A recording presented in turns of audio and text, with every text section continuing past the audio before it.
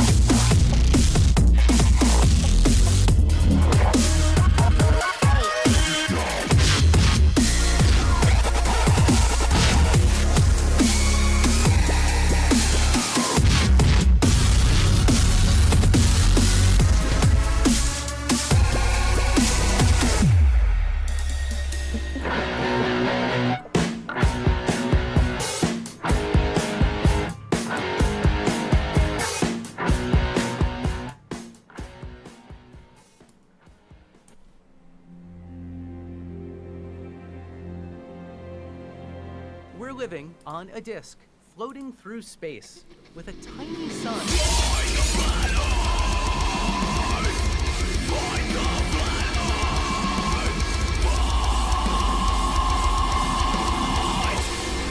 Hey, I'm FTFE. Welcome back to the channel that does to stupidity what Jada Pinkett Smith did to the heart and mind of Will Smith. If you guys ever want to know what pure evil is, just actually look into Jada Smith.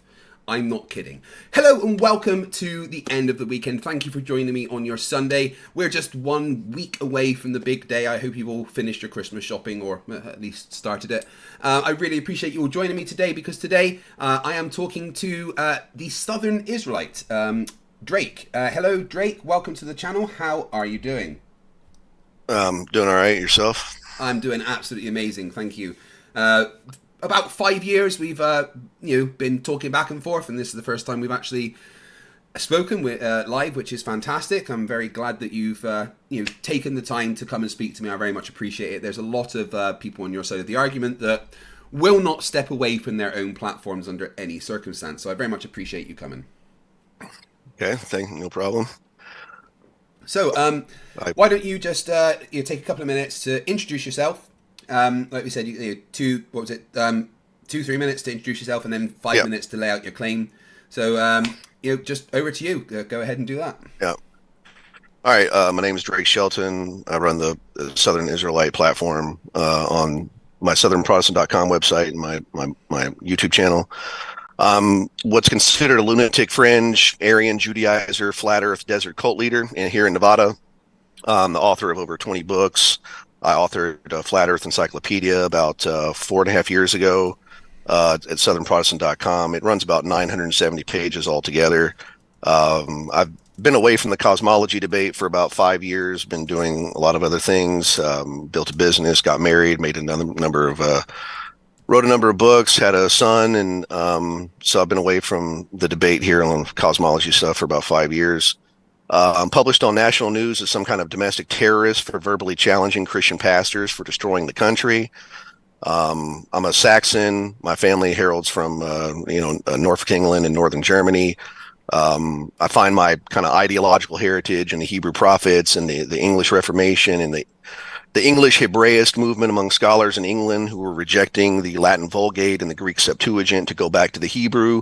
That's basically been that decision's basically given rise to this kind of Torah observance and stuff that really it's took place in the 1600s, but is now really big. My family is from Norfolk, England. We actually protected Queen Elizabeth when she was trying to be assassinated by the Catholic Church. We hid her on our farm in Norfolk, England. I'm a direct descendant of her steward in the House of King Henry VIII. His name was Sir John Shelton. He was a steward of Queen Elizabeth and Bloody Mary, or Mary Tudor, later termed Bloody Mary. I do not believe in British Israelism. People keep saying I believe in British Israelism. I do not believe in British Israelism. I do not believe in the American Hebrew Israelite theology. I'm a Calvinist. I hold to the basic tenets of traditional Calvinism from John Owen and John Calvin and Sam Rutherford. I have Judaized a bit, where I observe Torah laws, but which traditional Calvinists would not do. But I fundamentally hold to their system of theology that was laid out in the Westminster Assembly. A lot of people mistake that. I'm a husband and a father. Since I'm ostracized from American society for the things I believe, I've learned how to make my own money gambling in casinos here in Nevada and all over the country, really. So yeah, that's my basic bio. Okay, thank you. If you guys do want to check out anything that Drake does, he does have his own channel, The Southern Israelite. That would be up to you. But yeah, so we're here to discuss a video I think that Drake did recently towards me. So he's got a claim regarding that, and we're going to let him lay out that claim now, and then we can discuss it. All right. So the basic question I have is, where's the true Scotsman? And I maintain that Western philosophy is obscurantism, and I think that it was laid out the best in that Kitzmiller v. Dover case. Obscurantism is the philosophical exercise of preventing inquiry and scrutiny. It is the art of hiding or obscuring one's position and your goalposts, and many times completely denying their existence. By goalposts, of course, I'm referring to the affirmations one believes that are clearly defined and defended with evidence. And to give you an example of what I'm talking about, if I was to have a discussion with a Roman Catholic, I was to ask, what's your true Scotsman? What are your goalposts? He would point me to his catechism, to Summa Theologica of Thomas Aquinas, to the Catholic Catechism. If I was talking to a Presbyterian, he would tell me the Westminster Assembly, the larger catechism, the Westminster Larger Catechism. There's true Scotsmen and there's goalposts that are defined, and Western science doesn't do this. And so I have 10 challenges to FTFE today. And these are the 10 affirmations that I think are the most fundamental to Western science.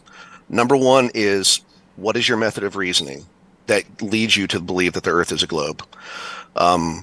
Abduction, or inference to the best explanation, is the fundamental cornerstone of Western philosophy. It was laid out by Parmenides. It's a rejection of Occam's razor. Is abduction, is it a discovery tool like in Charles Sanders Peirce, or is it a criteria of justification? For my debates with globe earthers, it's become a criteria of justification. And I think a lot of lying is done in the West. They claim to believe in induction in their books, but when you have debates with them, what people who defend Western science really believe in abduction. They do not believe in induction.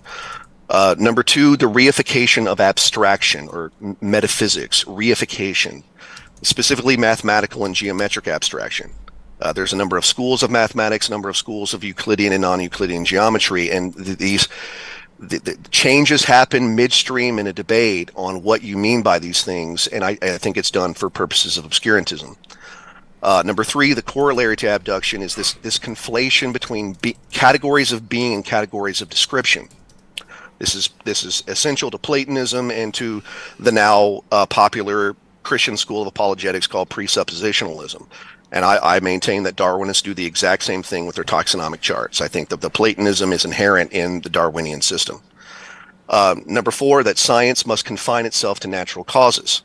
And this is the great controversy in Kitzmiller v. Dover. Is an imaginary cause, like atomic mass and infinite space, is that a natural cause? Just because it doesn't have the word God in it? I think these confusions are the lack of specificity is done for obscurantism. Number five, the rotundity of the Earth, whether it's a globe, pear, sausage, left ambiguous for obscurantism. Number six, ancient atomism. Can you see an atom? Can you confirm it? Ernst Mach abandoned atomism because he couldn't see it. And again, which one is Number seven, outer space. Is outer space infinite? Is it finite? Is it a vacuum? Is it a space-time continuum? Is it a quantum field? These questions are left ambiguous for purposes of obscurantism.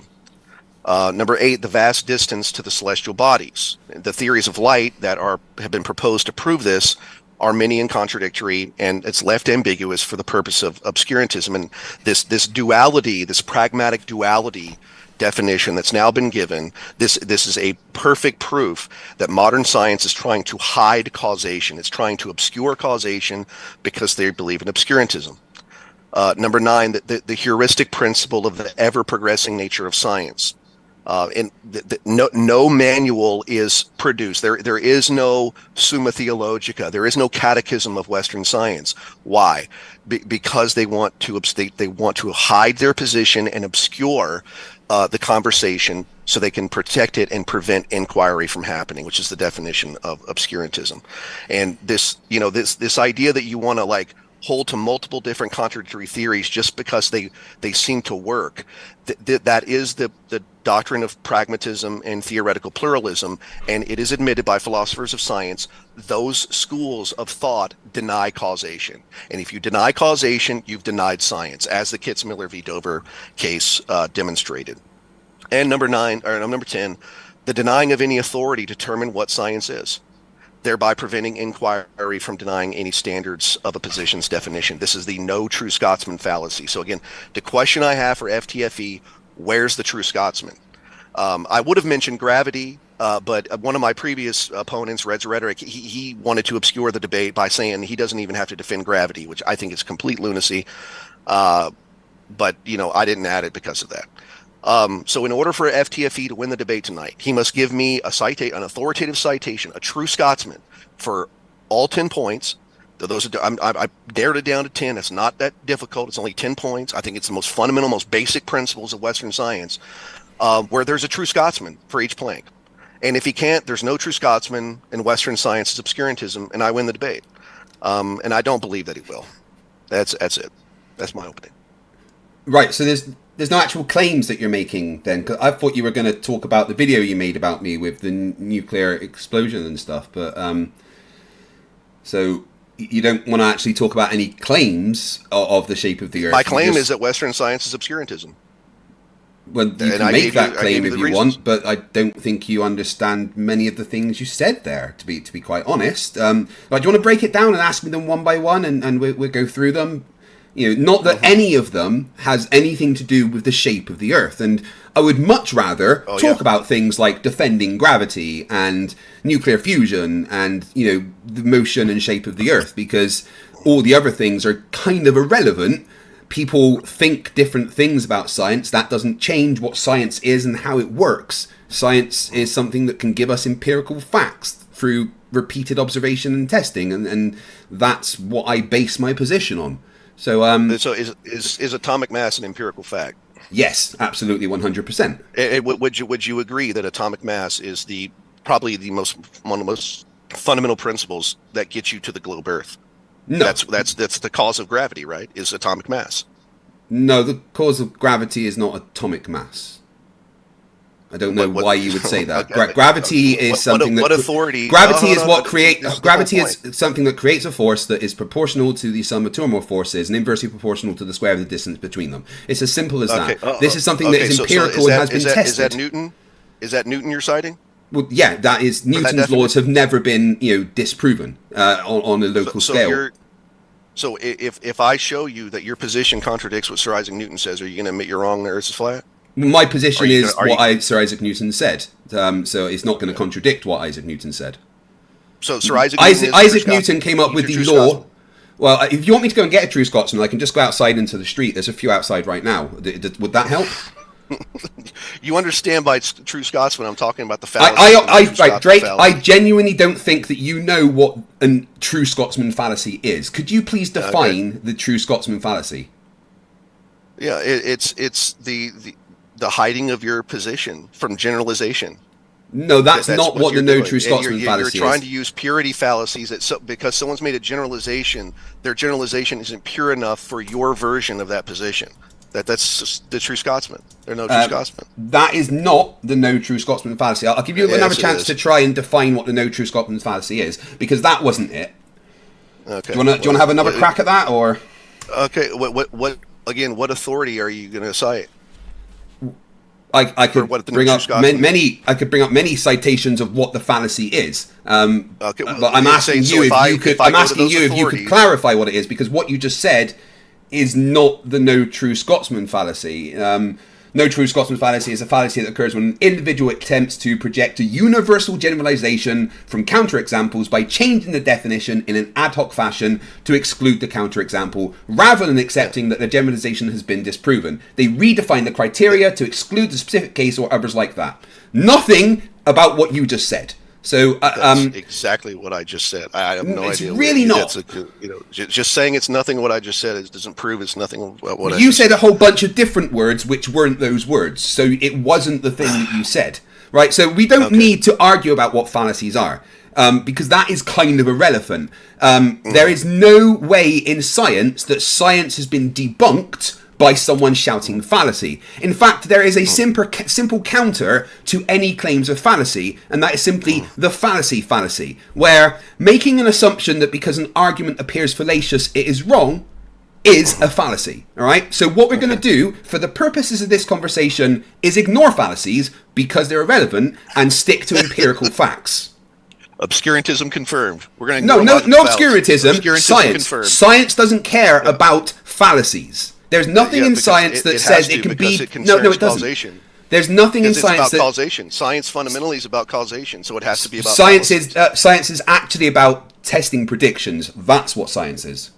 None of you get that right. None of you get post hoc ergo propter hoc. None of you get right what science is. Because first of all, what you're doing is you've hidden your definition of what science is behind. No, I haven't. Right? Do you want my definition of science? Science is an ever-evolving system that allows us to systematically test the universe around us to reach an empirical decision about what reality is. Science doesn't have a definitive list of what it is, because science itself is an ever-evolving paradigm. That is science. That's not obscuring anything. That's just what science is. There is no thing in science that ever says, we're done, we're finished, this is it, here is the list. Science knows damn well that it does not have all of the answers. We constantly look for new explanations that better explain the world around us. There is no definitive list of what science is and where it stops. That is not a thing. So the reason why I know you're wrong is because atomism, which you guys believe in, was taught 2,400 years ago by Democritus in the pre-Socratic era. That's not new. It's not progressing at all. What you're doing is you're trying to hide your positions so you can. I'm not trying to hide my position. I just gave you my position. My position is that you are completely wrong about what science is. Science is specifically about testing predictions. That's what science is. You observe something. You form a hypothesis based on that observation. You then make a prediction based on that hypothesis. You test that prediction, and then you analyze the results to see if you have disproved your hypothesis. That's it. That is science. Derek DJ Zola, professor of science at Cambridge and Yale, he broke all that down. He shows in his work as a contra Copernicus that Ptolemy was able to make just as good predictions as Copernicus and Newton did. It's complete obscurity. There is no. I don't think you understand what predictions are. Predictions here are what science is. That is how you do science, by testing predictions. You make a prediction about a thing, and then you do an experiment to test that prediction. That's what science is. If you're not doing that, then you're not doing science. Science, according to Kitzmiller v. Dover, science is the isolating of an explanation from natural causes. That's what science is. That's just what I said. Yeah. And here's a big thing that you guys get really confused about: what the word natural means within the context of science. And let's be very clear about that one specific thing before we move on. In science, natural means anything of physical matter or energy. That includes humans, human civilization, and the products of human civilization. In science, the dichotomy is Natural versus supernatural, not natural versus artificial. Is that clear? Okay. Well, okay, so you said that a natural cause has to be something physical and empirical, correct? Say again? A natural cause has to be something physical and empirical. Is that what you believe? I don't have beliefs. Empirical is just what you test the world with. I hold the position that I don't have beliefs. Some people argue with me about this, but I don't care.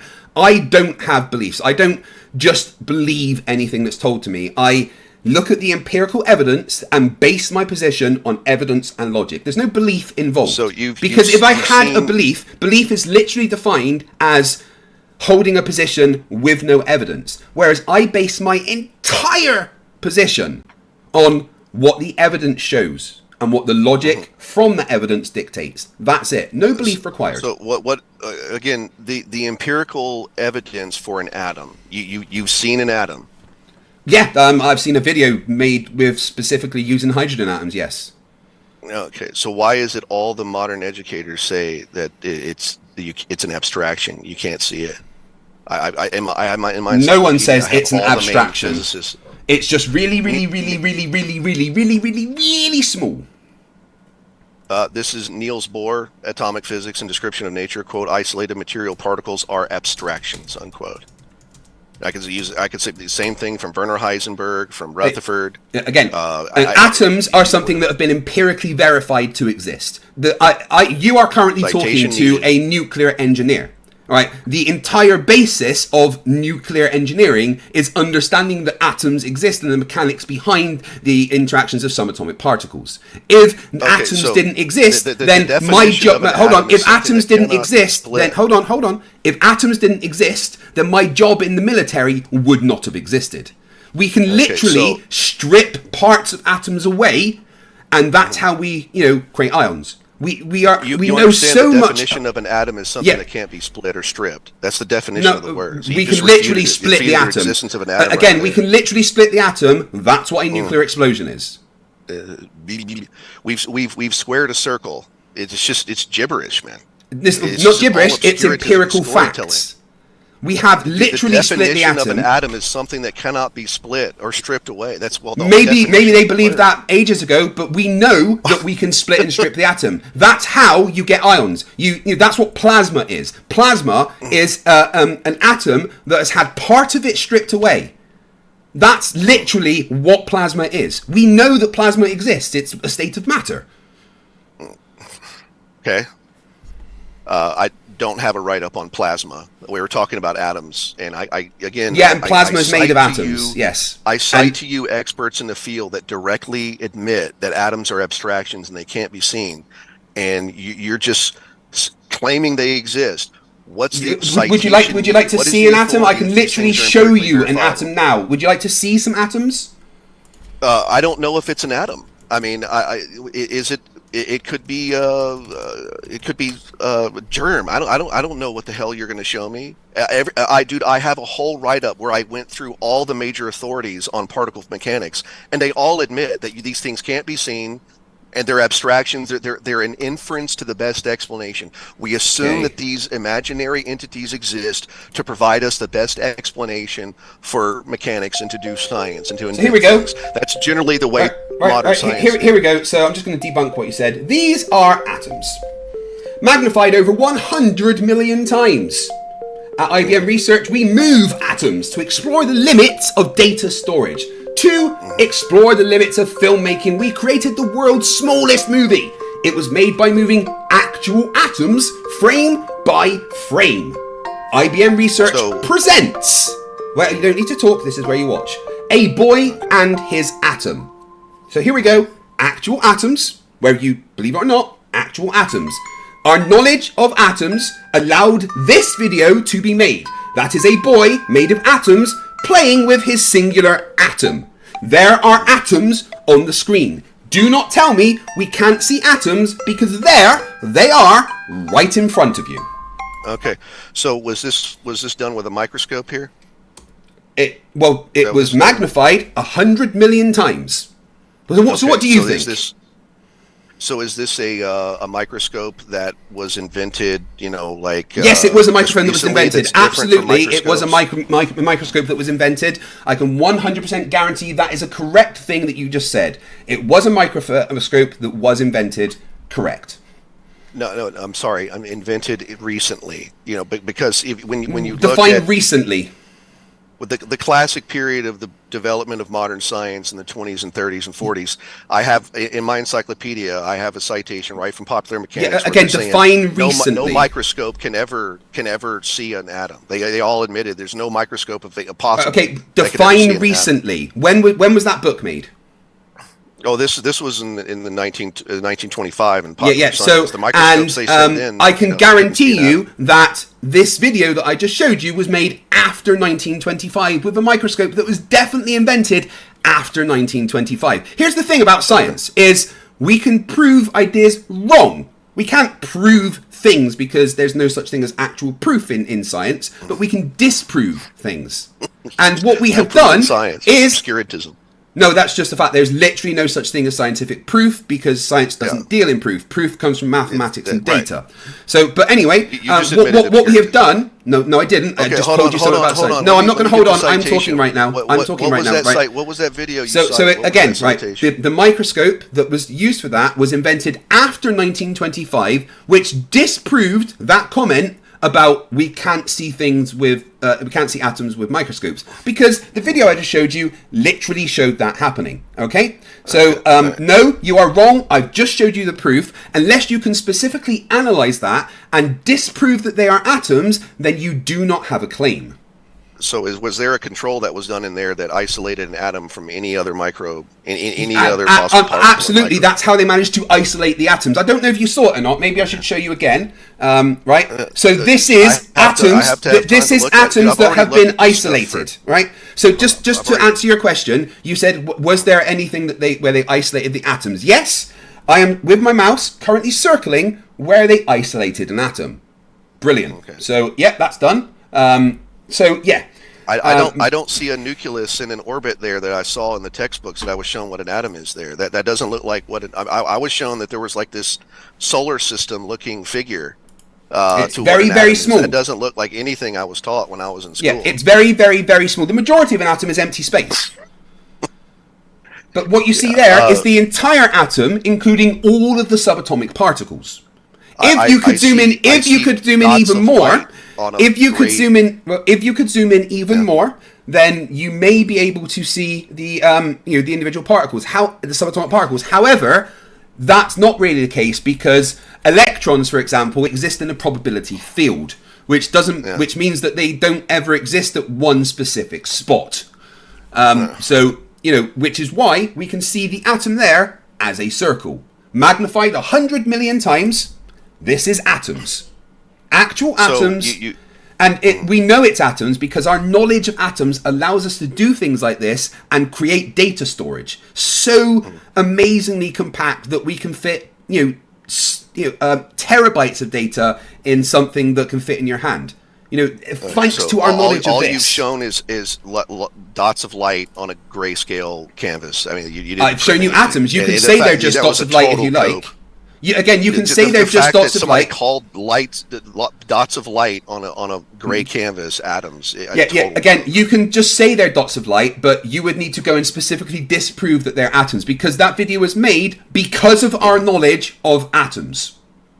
All you did was show dots of light on a gray canvas. I showed atoms. They're not dots of light. They are atoms. Your denial doesn't stop them being atoms.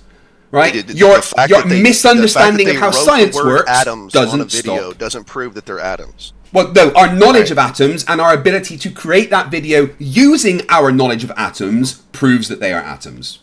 Okay, so is an explanation a discovery tool, or is it a criteria of justification? Storytelling. Is it just a discovery tool, or is it a criteria of justification? Say that again. Abduction, inference to the best explanation. Is it a criteria of justification or is it a discovery tool? Which one? Well, no, because it's literally affirming the consequent, which isn't what we do in science. I have no idea what I just asked you. Yeah, you did. You have no idea. Abduction in the context that you're talking about is literally affirming the consequent, which we don't do in science. No, that's induction. That's No, induction. no, no, it's not. You're saying abduction I knew you would in the conflate context that you're saying all you guys abduction. do is conflate. It is literally affirming the consequence, which is not what we do in science. We got rid of doing that. Science is not about affirming the consequence. It's about testing predictions. Okay, you don't need to try and use big words that you clearly don't understand and stick to the things that I am saying. I don't ascribe to any of the nonsense that you put out. Science is testing predictions and making measurements. That's it. You can part of science. Your experiment process can be doing measurements. All right. No, And those measurements can count as the experiment part of the scientific method. But science is about so much more than just that. Science is an ever-evolving tool that helps us understand the nature of reality around us. And when we find out new ways to do science, the nature of science itself can change, because science is never set in place. Right. So the establishment of moving the goalposts, it's what it is. It's the whole the criteria. Western science is the whole reason it exists is to move the goalpost and keep getting people's money to go into universities and get their money and their time. No, there's no moving the goalpost. It's not moving the goalpost. It's finding out new things. We don't ever say that we're done in science, because that would be fucking stupid. Right? That would be falsifiable. Again, that's why we don't ever say that we're done, because that would be stupid. What we do is keep investigating to find more and better explanations. To just go, oh, we're done, and anything else is moving the goalposts, is a ridiculously retarded point of view, because that is going against what the very basis of science is. The very basis of science is knowing that we never have all of the answers, and we are constantly looking for better and better explanations. That's what science is. And if you're not taking part in that entire thing, then you are not doing science. You are denying science and doing your own fucking retarded version of science. Okay, so in infinite space, you have empirical proof that space is infinite. Or do you even accept the idea that space is infinite? We don't know that space is infinite. Again, science doesn't have all of the answers. What we know is that the observable universe is about 14 billion light years all around us, right?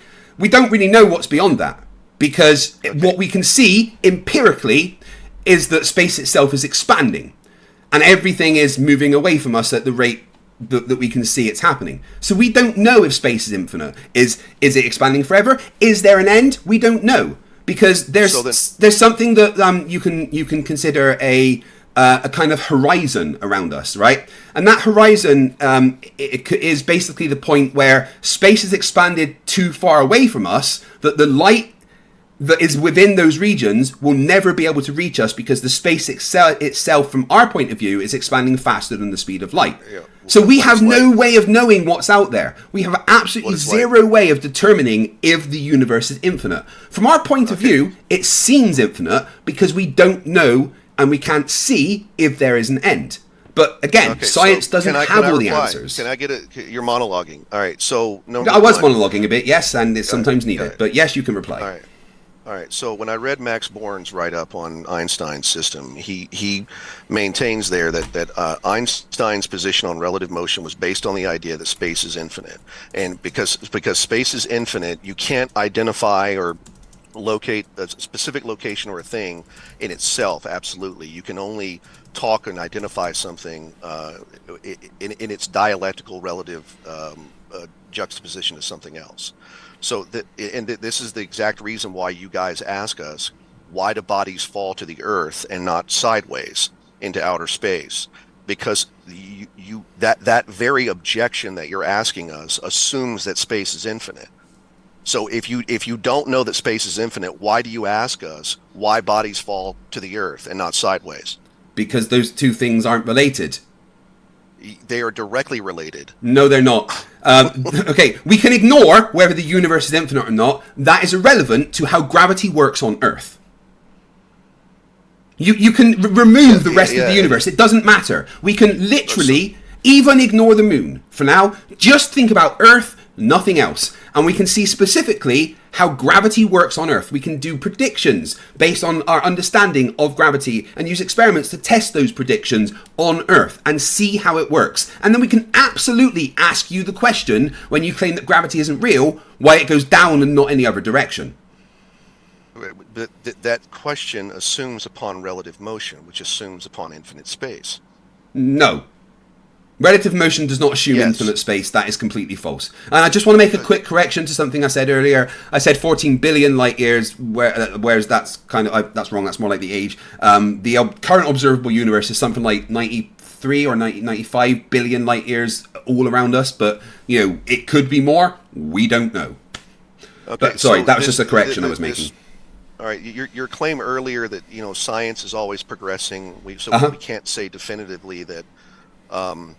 We can't say definitively and define like a manual of exactly what you believe in Western science because it's always progressing. Have you would you consider AIDS to be the AIDS discovery of the disease of AIDS? Do you consider that to be a product of the progressing nature of science? Yeah, we didn't know what it was originally, and the investigation gave us a better understanding of viruses, and then we had to investigate the specific strain of virus that gave the AIDS disease. So yeah, science progressed more and more and more, and understood more and more about AIDS. And even recently, our studies on AIDS have continued more and more and more. We now understand the virus to such degree that we can alter the body to stop it even coming into the body. Because science never says it's complete and is always looking for more and more answers. And our understanding of AIDS now might be superseded by an even better understanding of AIDS in 10 years' time. We don't ever claim to have all of the answers. Okay, can you control? Do you have any controls for how AIDS is anything different than paralytic polio and septic meningitis, which was known about way before AIDS? Yeah, they're different viruses that react differently to different things. They contain different DNA, and when we sequence their DNA, we can see they're different things. You got a citation for that? Or Study that controlled for paralytic polio and septic meningitis? Not offhand, but I could find you plenty of citations about literally seeing what the DNA of different viruses is and how they are different from each other. But again, right, I want to make something clear here, Drake. Nothing that you have said so far is anything to do with the shape of the Earth, the rotation of the Earth, or the gravity of the Earth, right? And I'm going to just, what I'm going to do is the nonsense you've been going on about is irrelevant, all right? Do you have any evidence that the Earth is flat, non-rotating, and that gravity is not real? Okay, so you're trying to change the debate now because you're losing bad. I'm not. I haven't lost anything. What I'm trying to do, right? I don't know if. Right. Let's have a look at the title of this debate. Right. What I'm going to quickly do is put this up. And I want you to look at what it says. It says, a flat earth debate. FTFE versus the Southern Israelite. I want to concentrate specifically on the first 4 words there, where it says, a flat earth debate. Right? When we talked, it was going to be about your video you did about me and the sun exploding, etc., etc. But instead you've come and waffled a bunch of nonsense about you not understanding how science works. What I'm doing is I'm going, no, that is completely fucking irrelevant to the shape of the Earth. I have empirical evidence that the Earth is a globe that rotates and that gravity is real. Do you have evidence that the Earth is flat, non-rotating, and that gravity is fake? Okay, if I give you the evidence that I have, what you're going to do is you're going to filter it through the exact obscurantist system of philosophy of science that I am. No, I'm not. I'm going to examine it. I'm going to examine your evidence critically and see if it stands up to scrutiny and then test it using science. That's what I'm going to do. Don't try and gaslight me and tell me what I'm going to do. I am going to tell you what I'm going to do. Give me your evidence that the Earth is flat, non-rotating, and that gravity is not real. Go ahead. Yeah, I have the debate agreement right here on Discord where I said that the debate will be Western science is obscurantism. I affirm and you deny. I've got it right here. I'll post it for everybody. He has lost that debate. No, I haven't lost the debate. I've won that debate. I've won that debate because you don't understand what science is. You are trying to redefine science under some crazy terms of your own. What I'm going to do now is demand that we focus on the shape of the Earth, the motion of the Earth, and the gravity of the Earth. So, ignore all the nonsense that you've been spouting because it's fucking irrelevant, and present your evidence that the Earth is flat. Please go ahead. All right, so he's conceded. No, I haven't conceded. I have defeated you, and I am now asking you to present your evidence that the Earth is flat. Please go ahead. Here, everybody in Discord. So again, I'm asking you to present your right evidence now, for your position. what the debate right? was. Yeah, I've destroyed you in that debate. It's over. I've done it. I've won. You've lost, and now we're doing the flat Earth portion. Present your evidence. I knew he would do this. Drake, I've beaten all right, you. well, it's fine, I've destroyed fine. you. I've destroyed you in the nonsense you were talking about. I've explained to you how science works and how you haven't a clue what you're talking about. I've won that portion of debate, and now we're moving to you giving evidence that the Earth is flat, non-rotating, and gravity isn't real. Go ahead. All right. So number one, we see the sun change in angular size from noon to sunset in magnitudes. And number two, the solar analemma. Number three, the destruction of gravity is you can't have the sun exploding and attracting at the same time. There you go. Right, let's do those one by one. So what was the first one? The sun changing in angular size from noon to sunset. How much does it change in angular size? I've got it documented on my encyclopedia at least 30 to 40 times size. And did you use a solar filter? Are you, so you're not talking about solar filter, you're talking about welding glass. That's no, I'm talking. Did you use a solar filter? Yes or no? I do not believe that belief is irrelevant. Override belief is irrelevant. Reality. Belief is irrelevant, right? What's happening when you look at the sun without a solar filter with a camera is the glare from the sun is overloading the camera sensor. To stop that happening, you have to remove over 99% of the light entering the camera's sensor. That is the way that you will see if the sun changes angular size or not. And what we see is the sun changes angular size on such a minuscule amount that exactly matches the predictions of it being 93 million miles away. If you do not have the sun changing size with a solar filter, then you do not have the sun changing size. Next. Okay, so why does the sun change? No, we're done with that one. I've just without the filter. Why does it change in size without the filter? It appears to because of glare. Simple as that. No, that's not an explanation. It actually isn't. It. Maybe you don't understand what an explanation is. It doesn't. It appears to because of glare. Why does the glare diminish from noon to sunset? Why? It changes because of the different amount of lights coming. He doesn't know. He doesn't know. I was in the middle of. I was in the middle of saying, but you started talking because you're a moron that doesn't want to hear the explanations. Craig. Right. So the glare amount changes throughout the day because of the angle of the sun coming in, changing the amount of energy coming in. But what we get is glare, no matter what. If you do not remove that glare, you are not able to see the actual size of the sun. Now, if you do remove that glare, then you can see the size of the sun. And when you do remove the glare, you see that the sun angular size changes on such a tiny, tiny amount that when you do the maths, it matches the sun being 93 million miles away. Instead of this, shut up, I'm talking, shut up, I'm talking.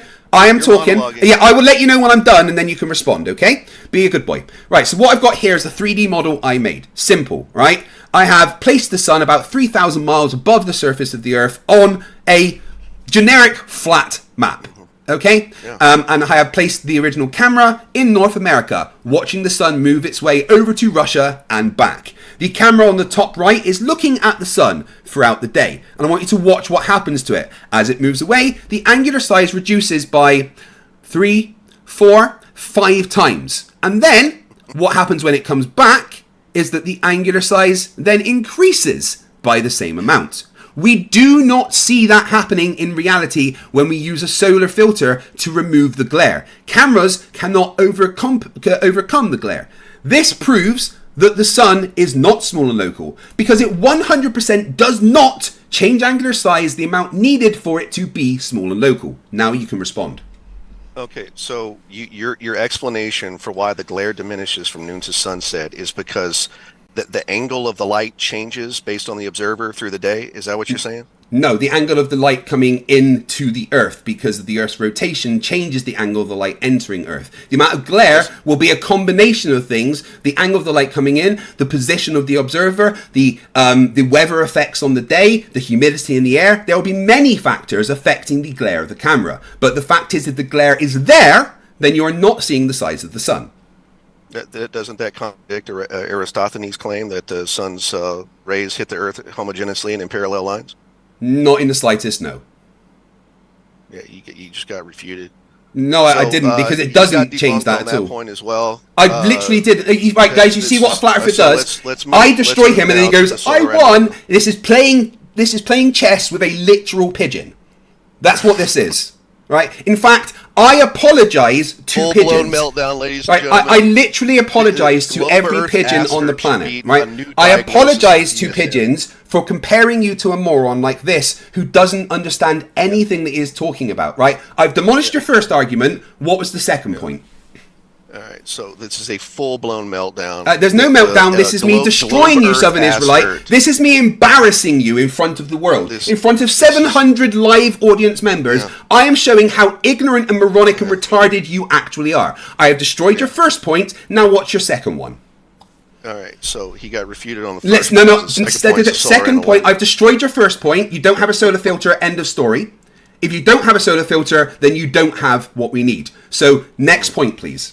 It's not a solar filter using welding glass. No, you actually use a solar filter. I can order the solar filter myself that does the job that I need. Yeah. Next, move on. No, you don't know what you're talking about. I've destroyed that argument. Next point. What was your second point? Yeah, the solar dilemma. You clearly see that the sun's motion throughout the year is concentrated in the north during summer in the north, and then it expands in the south during the summer in the south, which is only possible if the Earth is flat.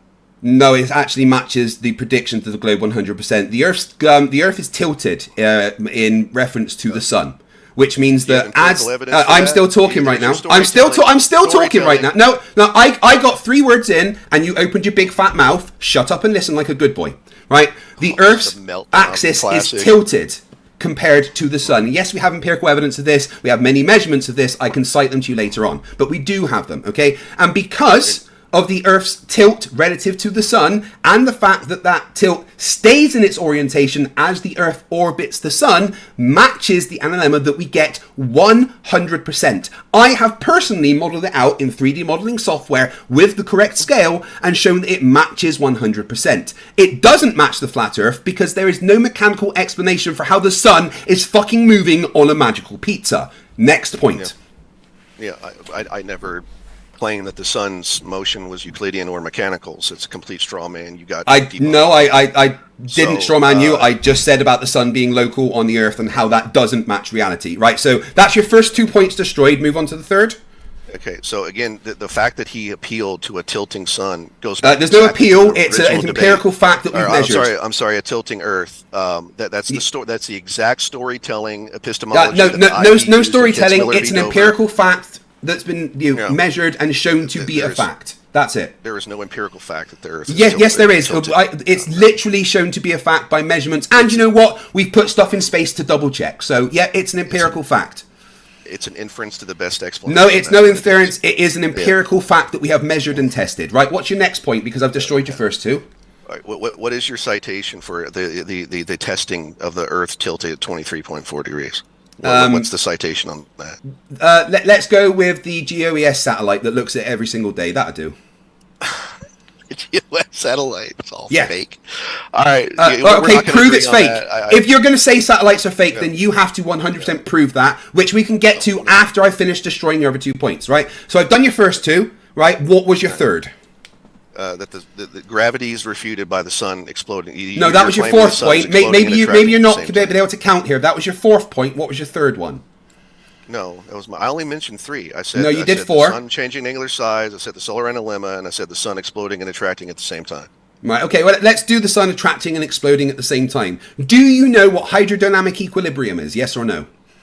Yeah, it's the idea that the centrifugal and the centripetal forces of that's not what hydrodynamic equilibrium is. Try again. And they result in a sphere. Yeah. No, that's not what hydrodynamic equilibrium is. Do you want to try again? Are you talking about hydrostatic equilibrium? No, hydrodynamic equilibrium. Do you know what that is? Yes or no? Hydrostatic. No, okay, right. So it's simple. The forces are equal. That's it. Okay. The force created. Right. That's what I just said. That's what I just said. No, you specifically said centrifugal and centripetal when that's not what it is. Okay, it's just forces in general, right? So the sun has forces created by the nuclear fusion, and the energy from that which is pushing out. It's not an explosion anyway. Nuclear fusion isn't an explosion. It's a combination of atoms which gives out energy because of the release of leftover parts, right? That energy... Is there a citation for that? Because I have a citation that says... Yes, there's lots of citations of what nuclear fusion is. I did it in my degrees when I was a nuclear engineer. I'll get you those another time. Just shut up and listen to the adult that knows what they're talking about. So... So the fact that the sun is producing this energy and putting out all those extra bits that are left over after the nuclear fusion creates energy going outwards. However, because the sun has mass, the gravitational forces are also pulling everything in.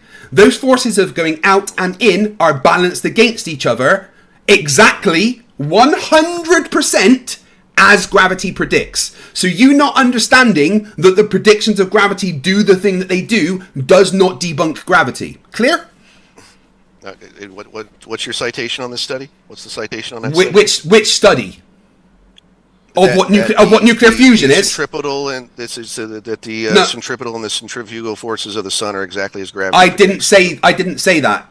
I didn't say centripetal and centrifugal forces. I never said that. That is things that you just said. I specifically said the gravitational forces in balance with the forces of energy that the sun creates.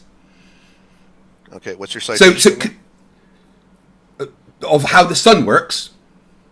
Yeah, what the claim you just made? You have a citation. Yeah, I'll get you a bunch of citations, right? But that is what all the citations about. That is what we say about the sun. That is how it works. That is what nuclear physics understands. And I can give you all the citations. In fact, I will personally send you my nuclear engineering book so you can look it over yourself and see that these things are facts. You not understanding things does not debunk gravity. The forces that the sun creates are in balance. That's why it creates a perfect sphere of plasma, because the forces are in balance. The exploding, which isn't a thing, there is no exploding in... Causes? Natural in science is anything of physical matter and energy, which that includes the sun. And yes, we can test these things. And you're defining physical as atomic mass, which is an abstraction. No, I'm deciding... Not physical. Physical is just the physical world. And atomic mass is not abstraction. It's a fact that we use in nuclear physics every day. No, again... Again, it doesn't matter what you misunderstand. The fact that we do nuclear physics disproves your nonsense. Again, do you want me to, let's go back to it, because maybe it's maybe you had a brain damage when you were a child, which prevents you from converting long-term to short-term memory. I'm not sure, but I literally showed you atoms. And here again, dots of light on a grey canvas. That's your claim that they're dots of light. They are atoms created using our knowledge and understanding of atoms. You cannot debunk things by going nuh-uh. You actually have to debunk them. You claim that is just light when you can actually. You told me you didn't have one. Not on me at the moment. No, I don't have a citation at this very second. No. But I have millions of citations that I can send you at another time. It doesn't matter if I have the citation right now. The fact is, the nuclear engineer is explaining to the dumbass flat earther how nuclear physics works, and you should pay attention to the person that knows what they're talking about, instead of living on the peak of Mount Stupid on the Dunning-Kruger scale. Yeah. Craig, this is a meltdown from hell, man. There's no meltdown. This is me treating you with the respect you deserve, you fucking racist piece of shit. Okay? All right. I am giving you all the respect that you deserve, Southern Israelite. The things that you post on your channel are disgusting. You are a horrific piece of shit, and you also have the scientific illiteracy of my 6-month-old puppy. Okay? Is that clear? All right. I haven't come here for your therapy. Well, dude, you need therapy. You need therapy. You actually need therapy. You know what? This is my therapy. Berating morons like you is my therapy. This makes me feel brilliant, proving how fucking stupid you are. Are you running away because you're getting destroyed? I've destroyed all your arguments, and now you're going to run away? Is that what's happening? There we go, guys. That's how you win a debate against a flat earther and make them run away. You disprove every little thing that they give you, and you treat them with the respect that they deserve. Can we say victory for the globe? Yes, we fucking can. Fuck you, Southern Israelite. You piece of shit. You have been destroyed. That was fun. That was an epic amount of fun. That is literally therapy for me. destroying the scientific illiteracy and the stupidity of someone like the Southern Israelite is my therapy. It makes me feel good. Oh, oh yeah. I've got to say that felt fucking amazing. I've been waiting 5 years to destroy that piece of shit. Finally, he gets the guts to step up to me. And instead of talking about the flat earth, spouts a bunch of nonsense about science that he doesn't understand. So when we get to the flat earth, I systematically rip him apart, bit by bit. I expose his stupidity, his lack of knowledge, his retardation. I expose him for what he is. And guys, if you wonder why I call him a racist piece of shit, then just go and fucking look at his YouTube channel. Oh yeah, that felt good. That felt fucking good.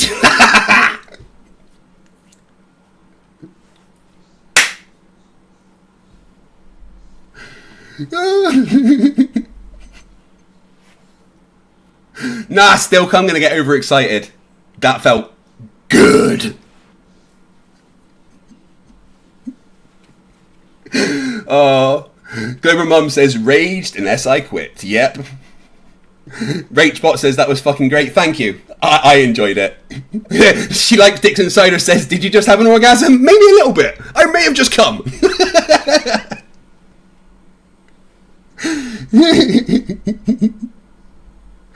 Rumper says there are a few errors in my claim. I don't really think so. There are certain things that I disagree with regarding the philosophy of belief and things like that. Belief is literally defined as something without evidence, and I don't have that. So I kind of disagree with some of the things that you say. Yeah, I was wrong when I said about the size of the universe. I said the age instead of the size, and I did correct myself. But oh yeah. I loved how he started by not understanding a no true Scotsman fallacy. That was brilliant. How is the sun exploding and attracting at the same time? Simple. Because that's what we predict it to do.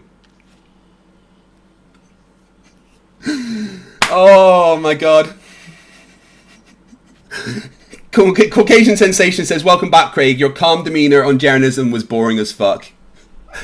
There's times that the calm FTFE is needed, right? And when speaking with people like Jeranism, who aren't quite as vile as people like Southern Israelite, and have such a large influence within the flat Earth world, I'm going to try and be a bit more calm so that the conversation can continue. But let's be clear about Southern Israelite. He's a fucking nobody, right?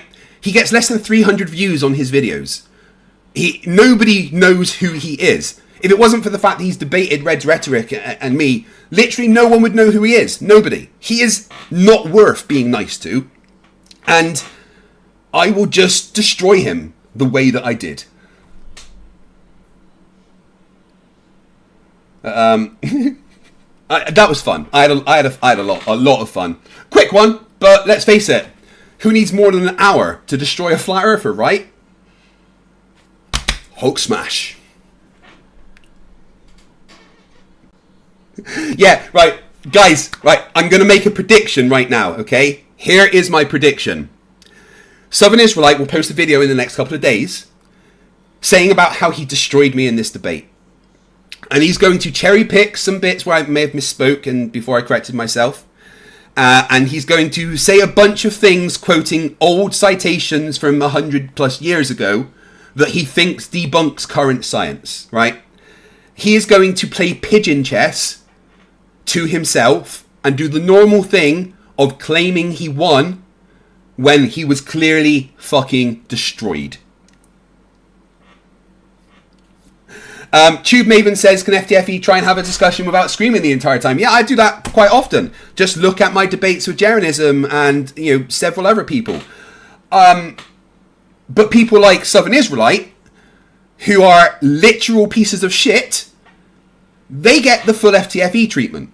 The full FTFE treatment. I will never give someone like him respect. You watch, next time I debate Caleb, I'm going to treat him with the respect that he is due. Right? I've embarrassed him once, and next time I will destroy him. If someone deserves a little bit of respect, I'm going to do it. But if someone's like Southern Israelite, I am going to scream and shout and shove my fist verbally down their throat and rip out their intestines. Verbally, of course. You know, because I wouldn't do that to someone in reality. Or maybe Nathan Oakley. Right, I want to clarify one thing that I said. I was kind of simplifying what science is with him and talking about how it's, you know, empirical testing and prediction, etc. Well, you know, that's not entirely the entire picture. There's a little bit more to it, you know, observations, measurements and everything that can be the scientific experiment, etc. So, you know, Rumpus, I think he said that I was using the Nathan Oakley definition and a little bit, except I was doing it correctly. But I was kind of simplifying for the sake of the argument, because talking to someone like Southern Israelite, I have to remember that they're dumb as fuck, and using too many big words is a little hard. So... Oh, Marcel says that he's seen pieces of shit and Southern Israelite is far too stupid to be a piece of shit. I apologise to pieces of shit. Oh, Will Clark, yeah, he's absolutely going to try and save his own grace that he got an ass whooping. 100%. I want to clarify something, because there's a lot of people that disagree with me about this point, but it's the position I hold. And that's that I don't have beliefs. Right? I don't just believe things. I've never been someone that just believes what I'm told. I was kicked out of Sunday school because I asked too many questions, because I refused to believe. And I think Rumpus in the chat asked, well, do you believe your name is Craig? No, I know it is. It's an empirical fact that my name is Craig. I don't need to believe that my name is Craig. It just is. So I don't like to use the word belief, because, you know, as far as I'm concerned, I don't have belief. That's not how I see the world. Belief is literally with no evidence, but that's not me. My position is based on what the evidence shows, which, as far as I'm concerned, is the opposite of belief. Now, there may be some philosophy of science discussion that may define it slightly differently, but that's how I see it, and that's the position that I will always hold, is that belief is irrelevant to the discussion about the shape of the Earth. Belief is what flat earthers have, because they don't have evidence. We do. Belief shouldn't be part of our argument. Belief is not needed. And I understand that there is many people that would disagree with the way that I'm defining belief here, but that's the position that I hold, that belief is not needed. Yeah, Rumpus, I'll send you a link, 2 seconds.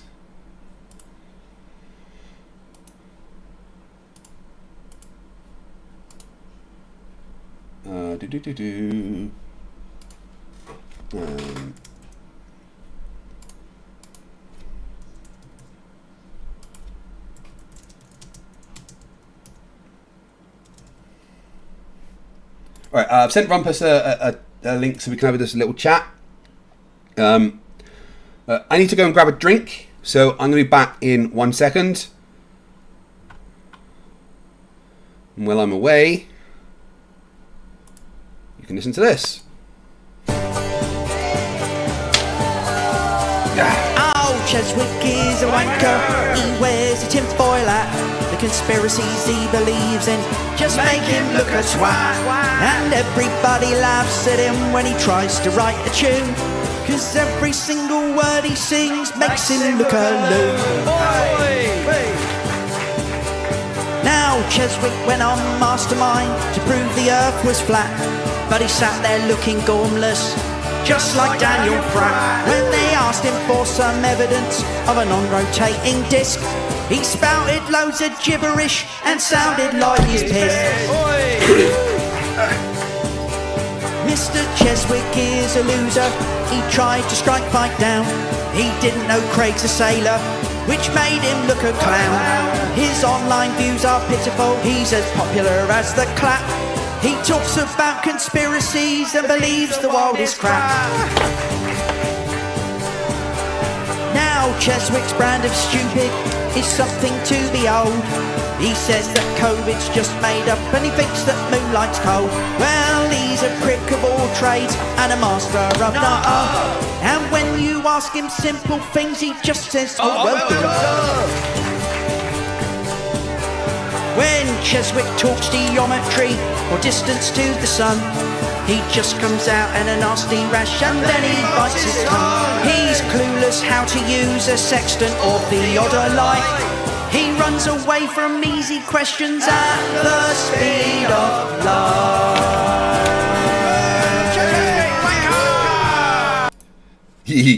That's fun. Thank you for the person that made that for me. Sorry. Let's hit a bong, my bad.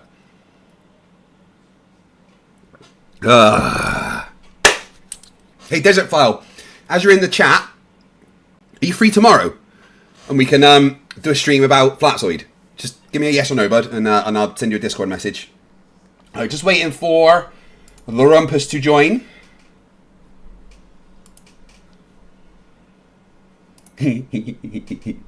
Man, I had fun destroying the Southern Israelite there. I mean, right, I'll give him the one bit of respect that he deserves. And that's that he came to my channel to debate me. I beat the fuck out of him. It was fun. But at least he, he had the balls to do it. There's many, many flat earthers that won't. Many of them. You won't see Nathan Oakley go outside of his channel. Because he's a pussy. Rumpus is here. Hello, buddy. How you doing? He's there, but I can't hear him. Can you hear me? I can. Hello, how are you? Not too bad. Give me a second to just quite organise myself. I've got an echo here. Let me just... Echo. Cool, Desert File. Okay. I'll hit you up and we'll talk about time. We'll go over some Flatzoid shit tomorrow. That'd be fun. Rightio. So if you guys are just joining, then over the last hour, I've systematically ripped apart the Southern Israelite and destroyed him so badly that he's probably crying in a corner right now. Or displaying the cognitive dissonance that we expect and shouting on Discord about how he beat me in debate. Does that sound okay? Sorry. You sound absolutely wonderful. I love the tones coming out of your voice. I'm glad you like it, Craig. Nice to hear from you too. Yeah, you look quite perky, actually. I'm glad to see you're looking good. Oh, thank you. Being healthier is great because I've got so much more energy all the time. Yeah, you look quite a bit more energetic and a bit perkier and lively, bright-eyed, bushy-tailed. Very good. I was looking at myself on the stream from like 2 years ago when I was literally twice the man I am now. It's ridiculous. But half the strength, right? Yeah. Yeah. Half the something or other. Yeah, just a couple of points there. Yes, please. Yeah, you've mentioned this belief thing a couple of times. I think we need to resolve that. I mean, I don't know if you're familiar with the philosophical points about belief, but the classic model is knowledge. For instance, you're saying you know something, but you don't believe it. But the classical model, the Aristotelian model, is that knowledge is justified true belief. In other words, knowledge is a subset of belief. So if I were to ask you, is your name Craig, what would your answer be? Do you believe your name is Craig? I would always say, no, I don't believe it. I know it. My parents gave me that name. Well, no, because I literally say that belief is irrelevant to that question. I don't need to believe that my name is Craig. I know it's Craig because my parents told me it's Craig, and it says that it's Craig on my ID. So you don't believe your name is Craig? I don't. No, belief is irrelevant. I genuinely don't think that. It's a yes or no question. I'm afraid it's a dichotomy. I think I'm correct in saying philosophically, logically, that is a dichotomy. You have to give me one answer or a yes or no answer. But the thing is, I don't believe that it is a yes or no answer, so I can't give a yes or no answer. I think it is. I think logically and philosophically, you either do believe something or you don't. So if you're unsure about something, then you don't believe it. You're not saying, when you say you don't believe, that's not. It's incorrect. It's you. The dichotomy is whether you are something or. So if you're unsure about it, you're in a state of not being positively believing it. So it's a bit like guilty and not guilty. I don't know if you're familiar with that. That's a 3-state thing as well. Yeah. But so when you're saying, can I try and simplify it? Like when you look at what the actual definition of belief is, it says that it's a position held without evidence. And that's blind. That's not the case. No, that's not the definition.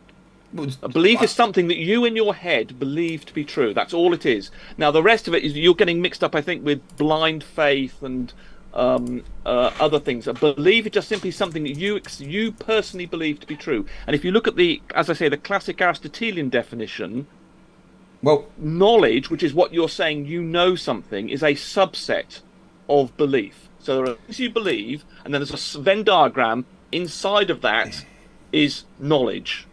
That's the classic model of knowledge and belief.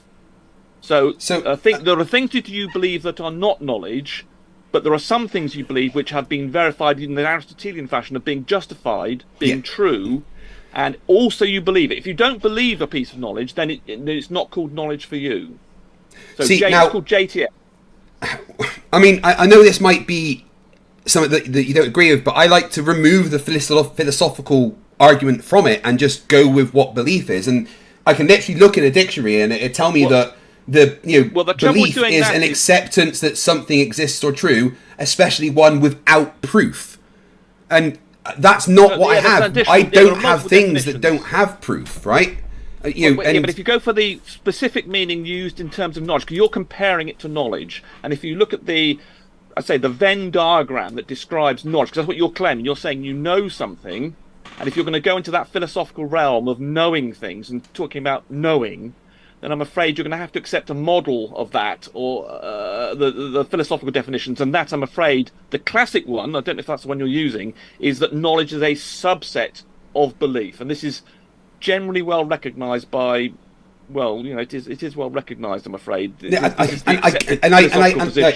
I don't disagree with that position. It's just not the way that I see belief. In my head, right?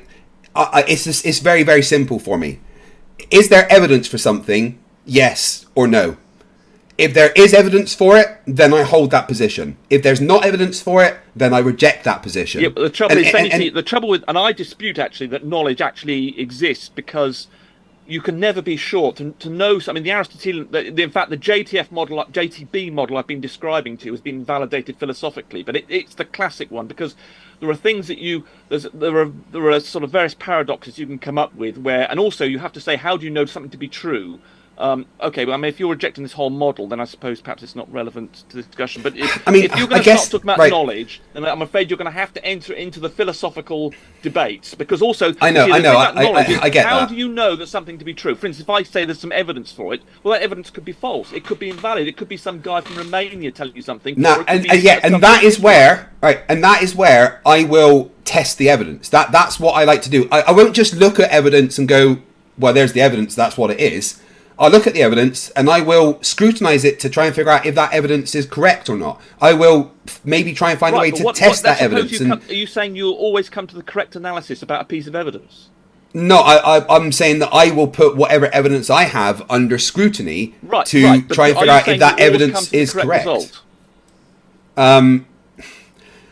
No. Because I don't have a knowledge of everything. Saying your knowledge does include things which you have just accepted can be incorrect. But but here's the thing: that can be knowledge. If I don't have all of the knowledge about things, then I won't say that I accept that position or not. Are you saying that every single time you say you know something, you're correct?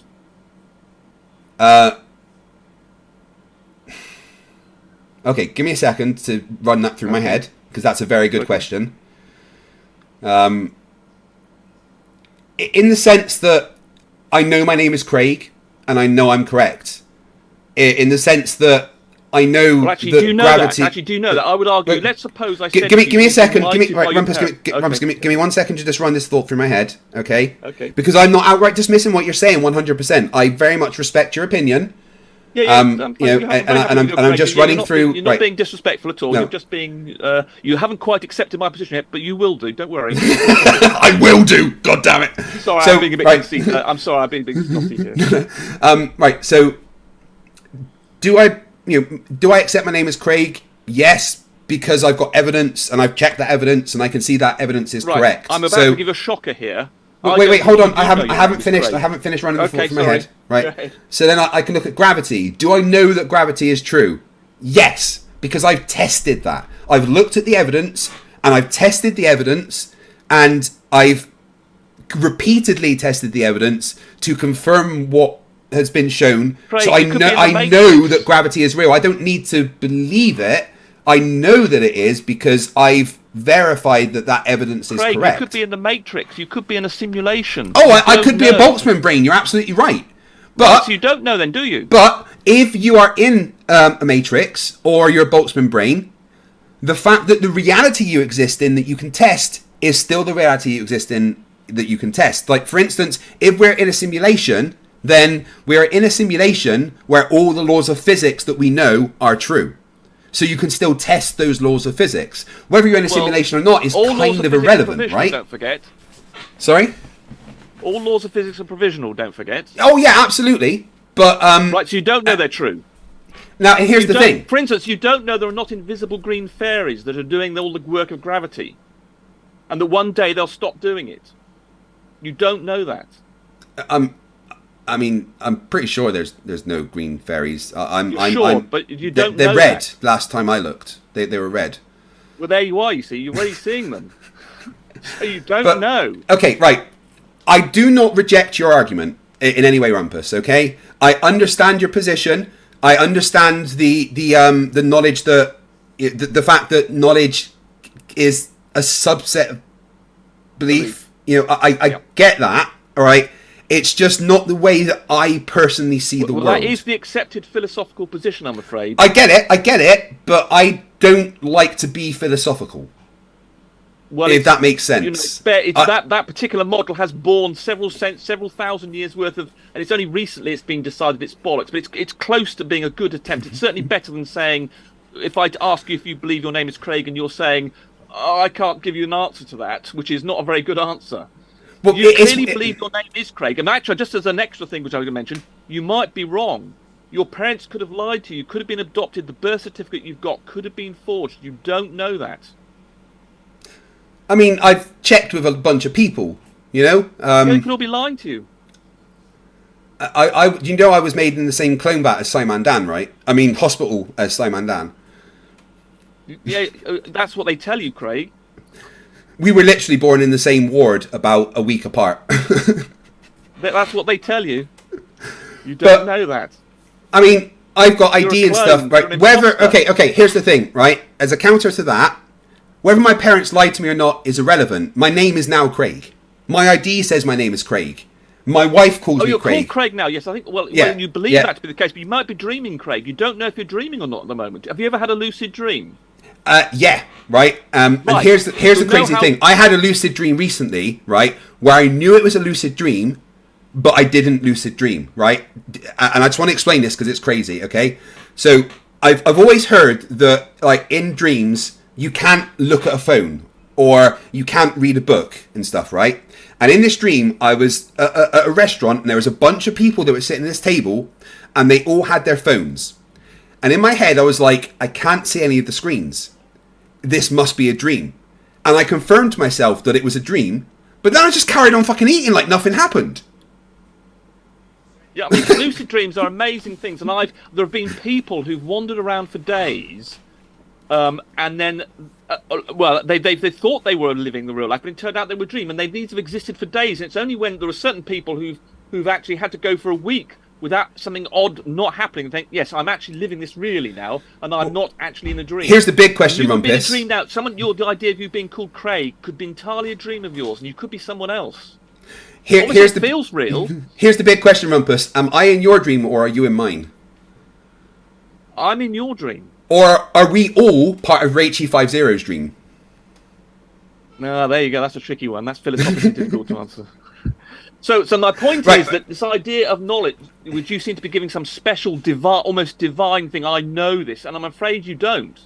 And AJ Treg has just... what we can say is what you believe. Okay, so AJ Treg in the chat has just put this very succinctly, right? He says, I think to FTFE, belief equates to something that has the preponderance of evidence in its favour. That's kind of right. No. That's not what belief. Belief is just something you could have a very bad reason for believing in something and still believe it. There's no necessary for preponderance. You could just like to believe. I don't know. You might believe that Rangers is a really good football team with against all the evidence to the contrary. So you don't have. I thought they were good. Are they not like one of Scotland's top? I don't follow football, but aren't they a good team? Yeah, they are actually, but not. Yeah, but I mean, it's just been mockery here, or Aberdeen or something. So that's correct, completely incorrect. What that guy was describing was more like knowledge, where you have a good reason for it. That's the classic definition of knowledge is justified, true belief, but it's a subset of belief. It's the bits of belief that you believe have good evidence to believe it. Other bits of belief, like you might prefer your favourite pop group or football, or that green is the best colour, those are things you might believe without completely irrationally. Right. Okay, I agree. I absolutely agree with you. Right. Now, here's the thing that I'm doing is I'm trying to separate evidence versus no evidence. That's what I'm trying to do. Okay. Well, that's knowledge. That's the argument for knowledge. Right. Well, you start off with a belief. You might just believe that the Earth is a globe, and then you say, right now, I think that's the case. I believe that, or I believe my name is Craig, but I now need to go and get some evidence. And then the classic Aristotelian model is you've got some good evidence for it, you can justify it, and it's actually correct, which I think is a very dubious thing, this model, and then say, right, that's now, I'm going to call that knowledge. I believe I've got lots of good reasons to believe in this, and then that becomes knowledge. But it's a subset of belief. All those things, you believe lots of things, Craig, that may or may not be true, for which you have no evidence. Or little evidence. Like for instance, Superman could easily beat the Hulk. Yeah, exactly. Whereas your knowledge... I mean, that's just a fact. You just put Superman in space with clear line to the sun and no one can beat him. Right, okay, perhaps you've invalidated my whole philosophical basis here for my argument. Right, Rumpus, what I'm going to do is I'm going to ask the audience, okay? Who's correct, me or you, right? I do not completely reject your position, right? I understand where you're coming from, and I completely understand what you're saying, and I don't even think what you're saying is wrong. You keep on agreeing with all my logic and all my arguments, and then you're like a flat earther. Yeah, I get how it seems like that, you okay? You come to the last step and say, no, I reject it. Right. It's just that my position is trying to do something, and it's trying to separate the need for belief from the argument. And I get 100% that I may be against the grain with the philosophical argument. I understand that it may not be the accepted position, okay?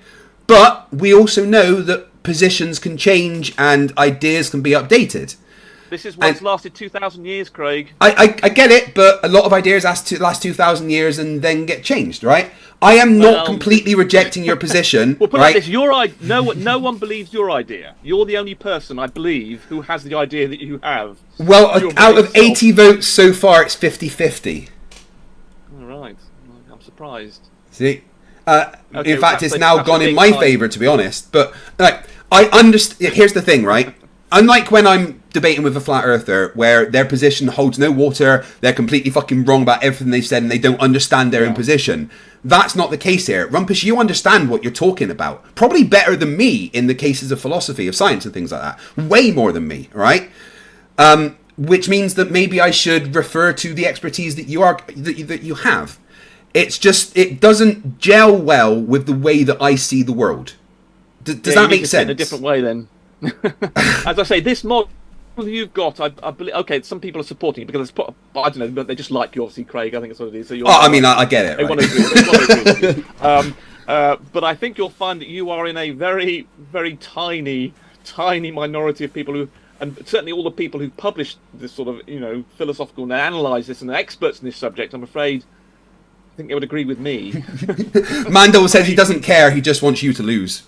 Yeah, that's what I thought, actually. I didn't mention that contingent, but I thought there may be some people in that mode. Interestingly, we're now 120 votes, and it's exactly 50-50, right? Okay, I'm surprised. And like I've said, I understand your position, and I understand that you are correct with the accepted philosophical side of the argument. I don't reject that.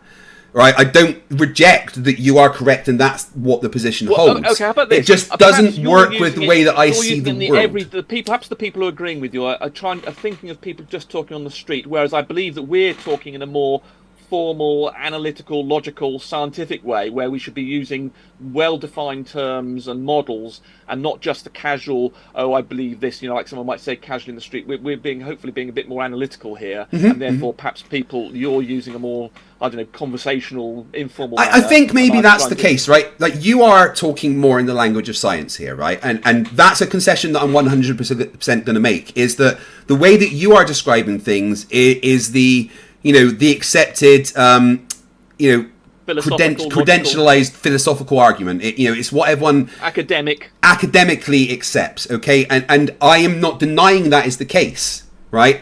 I agree that is what academics hold with that position. But shouldn't that be the language we're using to deal? Because that's the precise, logical language we should be using. Just like which I've just realised that I now have a bit of a problem there, because if I am to hold the position that I base my world on evidence and logic from that evidence, then I should also base my position on that, on the evidence of the philosophical argument. Okay, I understand that, and my mind's just been a little bit blown. Okay, right. Well, we'll let you. I'll let you deal with that. But you look fit and perky with it, Craig. So well done. And I might move on. I don't know how long you're prepared to talk to me. But this idea of science, I believe that's a good definition of science. I mean, that's not the only one. Is just the study of the physical and natural world, and that's a very simple, all-encompassing. Whereas you, unfortunately, I'm afraid, you were using the Nathan Oakley definition, the QE definition of science, which is all about causation, completely rejecting the observational science and the fact just simply measuring the heights of trees or the average lengths of beams. Okay, I don't think I was. I fully understand that the science is about. Well, you said causation. You talked about causation. No, I didn't say causation. That was Southern Israelite. I said it's about testing predictions.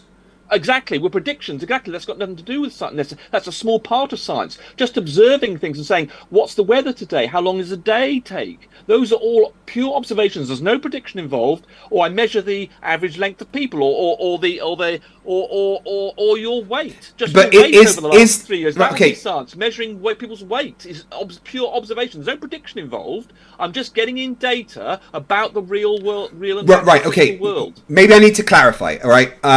When you are moving into the realms of scientific experiment, all right, maybe I should, maybe I should, which is something complete. That's just a yeah. Maybe I should clarify that that's what I mean, because you are right. Yes. You're right that maybe I have misclassified science a bit there, and what I am talking about is when you are moving into the realms of testing the world with absolutely, which is a different, and then that is you are right that there is much more, and this is actually something that I constantly try to tell flat earthers, is that the scientific method is just that basic little thing that you learn in high school, right? But there is so much more to science. There is more versions of the scientific method. There's even some areas of science where the scientific method isn't necessary. Okay, so yes, you are right, and I concede that you are right with that.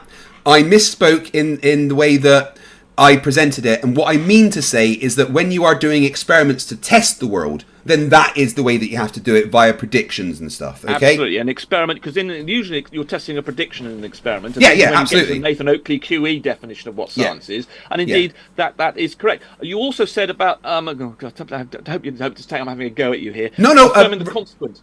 Yeah. So, you said that science wasn't about it. It's exactly what it is, because when you make a prediction. Let's suppose I say that when I press on a spring, I get a certain compression, and when it does do that, I say, "Aha! It's done that thing. Therefore, I'm going to," or something about an atom. Like say, I believe that my atomic model predicts this thing. When I get the prediction comes to be true, I then infer that the antecedents. That's how science actually works. It actually works off affirming the consequent, because in an experiment you get the result, and then you say, "Ha! I therefore infer from that the consequent," and that's called affirming the consequent, when you infer the antecedent from your consequent being true. Okay, so that's what science does, in fact, in the experiment. I have to disagree with you there, and I'm going to read you part of a script that I've got for an upcoming video that I've written, okay? Where I am having this actual argument with a flat earther. And they're saying, when I'm talking about the scientific method, that I'm just affirming the consequent, and I'm telling them that no, they're different things. And this is what I've written. The scientific method is often compared to the logical fallacy known as affirming the consequent, but they are fundamentally different in their approach and rationale. To understand why the scientific method is not affirming the consequent, let's first talk about what both concepts are. Affirming the consequent. So this is a formal fallacy that occurs in conditional if-then statements. And it follows the simple structure of if P then Q, Q is true, therefore P must be true. Yeah. For example, if we say it's raining, the ground is wet, and then observe that the ground is wet, we have affirmed the consequent. Affirming the consequent would be to conclude that it is raining. That's affirmed that consequent. However, this is fallacious because there are other reasons why the ground could be wet. Right. A sprinkler and in or something, science, right? What you do? Yeah, please let me finish. It's okay, just one more paragraph to get through, and well, maybe two, right? I just want you to hear what I've written. The whole thing. I know what okay? you're going to say, but carry on. So, however, the scientific method. The scientific method is a systematic process for gathering knowledge and testing hypotheses. It generally involves the steps of observation and description of the phenomenon, forming a hypothesis, using a hypothesis to predict the existence of a phenomenon, and then creating an experiment to test that prediction, and then analysis. The key differences lies in how the conclusions are drawn. Hypothesis testing. In the scientific method, a hypothesis is tested by looking for evidence that could falsify it. Scientists understand that confirming evidence alone, Q is true, is not enough to conclusively prove a hypothesis, P is true. Instead, they look for ways to test if their hypothesis could be wrong. This approach is known as falsification, a concept popularized by Karl Popper. Iterative and self-correcting. Science is an iterative and self-correcting process where specific conclusions are not absolute. They're subject to revision and refinement as new evidence emerges. This is an ongoing process and is in contrast to the static nature of affirming the consequent, where a single observation is taken as definitive proof. In summary, while the scientific method does involve validation of hypothesis through evidence, it avoids the trap of affirming the consequent by emphasizing falsifiability, iterative testing, multiple lines of evidence, and peer review. These aspects of the scientific process help ensure the conclusions are not based on fallacious reasoning. Right, well, you see, you've just described why science doesn't prove things, because in an experiment, yeah, hopefully you'll accept, is if P, then Q. That's what a hypothesis is, isn't it? No, not necessarily. Well, it is. You're saying you're saying that P causes Q. If I have P, if I have a massive body, then Q, I get a gravitational force. That's what a hypothesis always is in science, isn't it?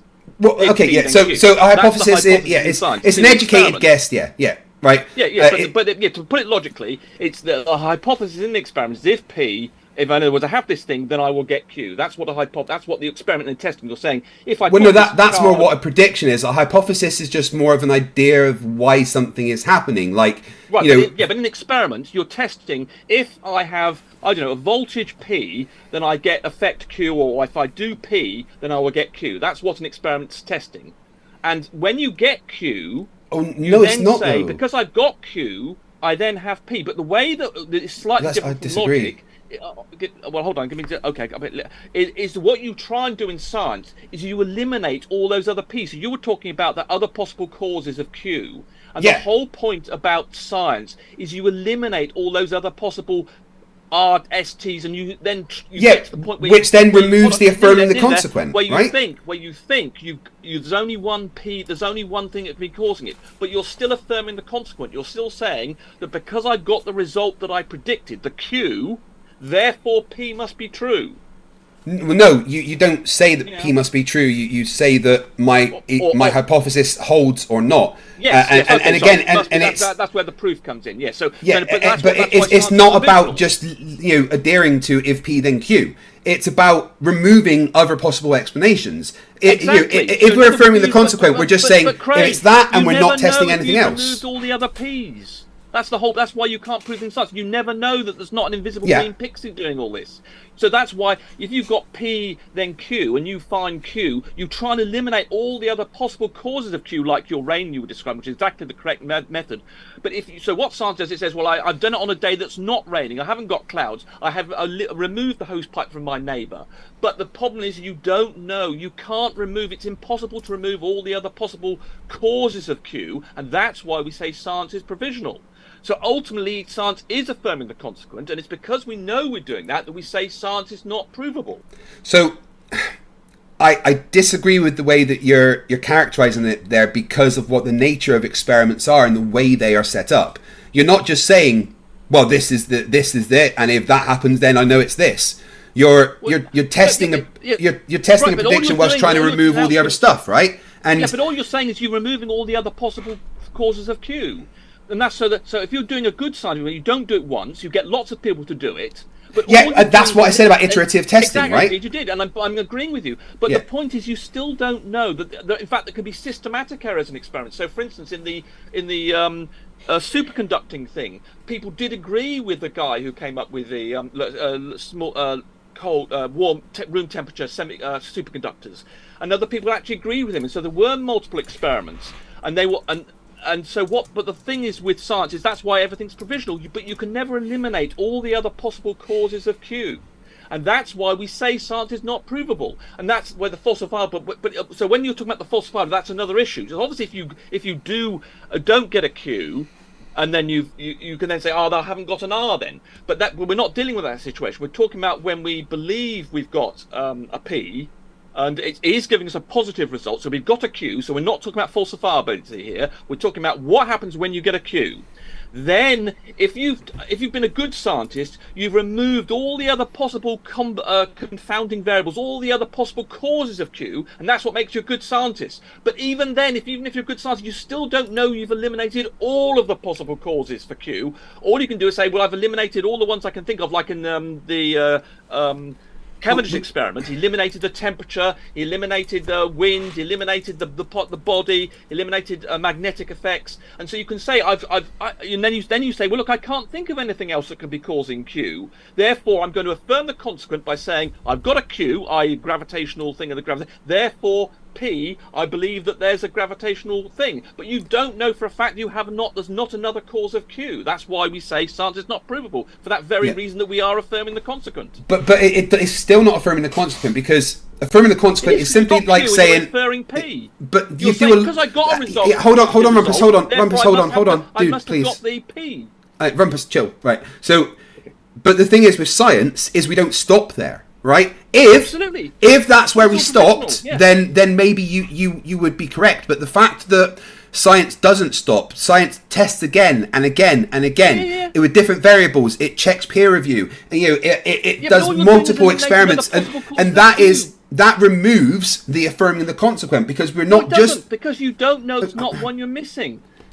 Even if you do it 100 million times, there could be that one. It could be those invisible green fairies that are doing this business. Yeah, but science doesn't care about supernatural possible things. That's not what science only focuses on the physical and natural world. What you're describing is literally outside of science there. Not what science. Well, it is, because magical fairies would be the supernatural side of the argument, right? Well, no. If they were true, that would be natural.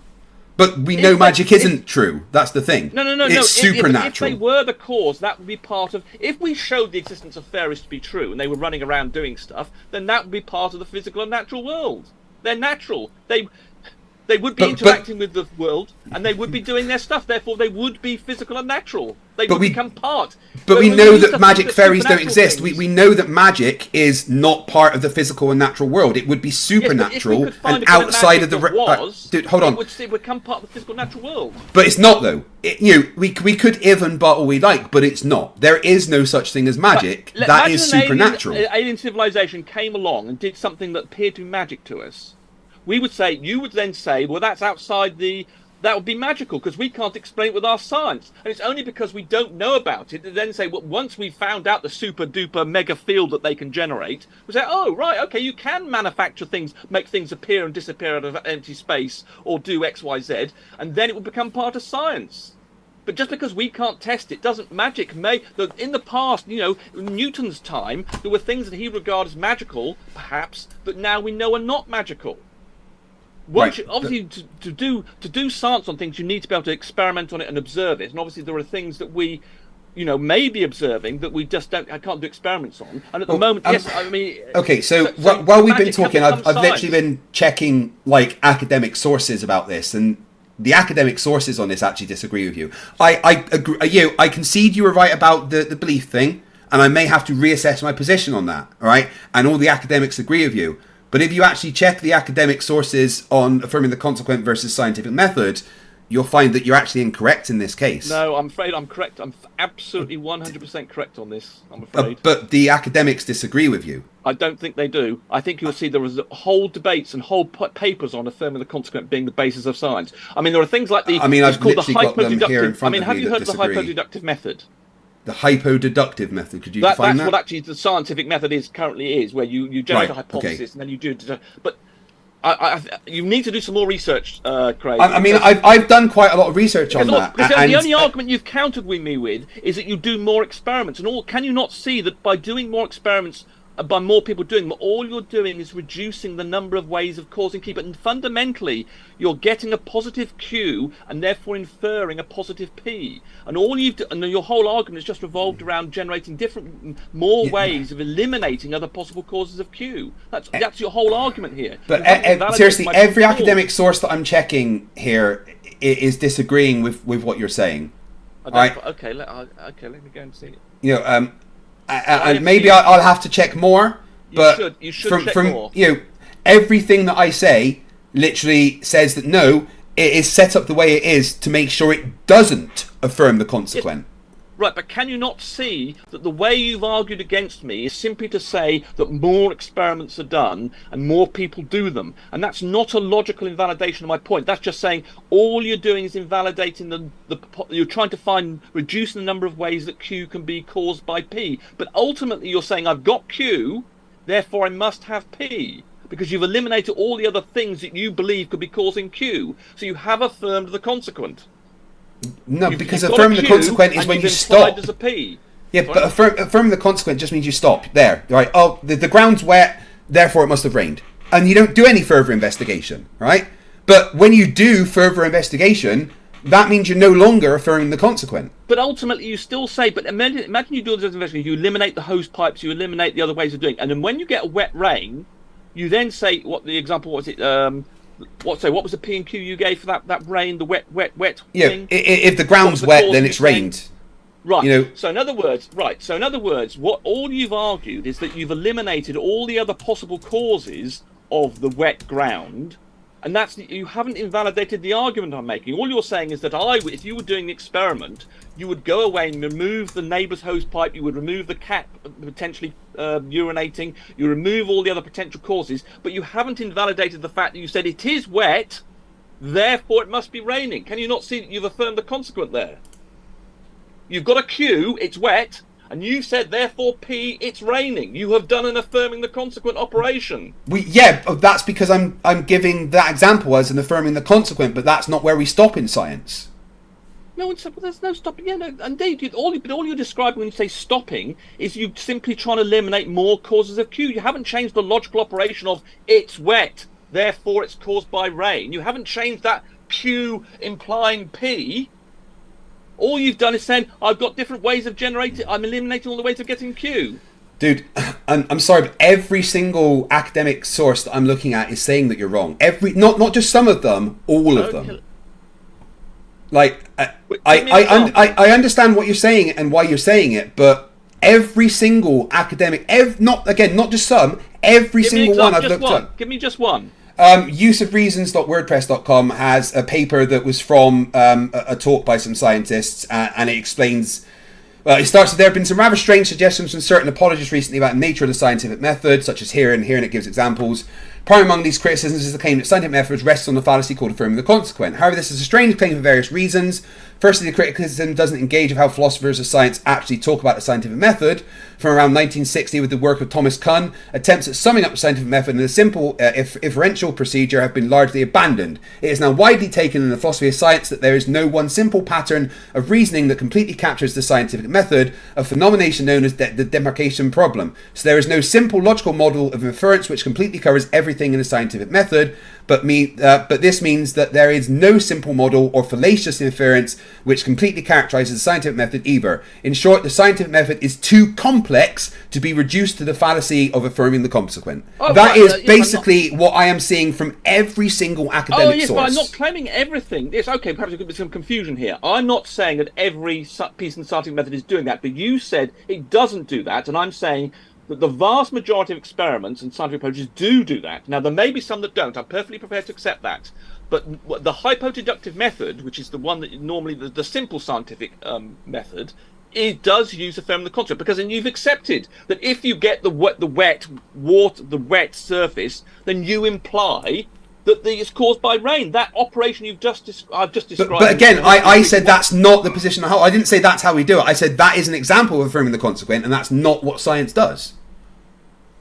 But it does do that. It says, but the it rain doesn't. Is wet. But the only way you've changed that is to say that you've removed all the other possible causes of Q. You've still done the operation of it's wet, therefore it's caused by rain. That operation is getting an output. Right, Rumpus, here's the thing. The antecedent. So when we were talking about the philosophy of science and belief, I was looking up academic sources whilst we were talking, and they all agreed with you, okay? And what you said makes sense. And I genuinely may reconsider my position about that. But whilst we've been talking about this, I've been doing the exact same thing and looking up every single source that I can. And every single source says that the scientific method is the exact opposite. What was the one you claimed that you were citing at me? Well, this is just one thing. The one you just explained didn't disagree with me. It just said there was some other. No, it didn't. It said there were some experiments. You did not. You said that science does not do that. Right. So here's what it says. Right. In short, the scientific method is too complex to be reduced to a simple informal fallacy of affirming the consequent. I'm not claiming it is. Now, listen carefully what I'm saying. You said that science does not use affirming the consequence, and I'm saying that it does do that. Now, you're citing other examples saying there are other parts of the scientific method that does not, and I'm perfectly prepared to accept that. But I'm disputing your claim that the scientific method does not include affirming the consequent, because I believe it does. Now, but all academics disagree with you on that. No, they're not.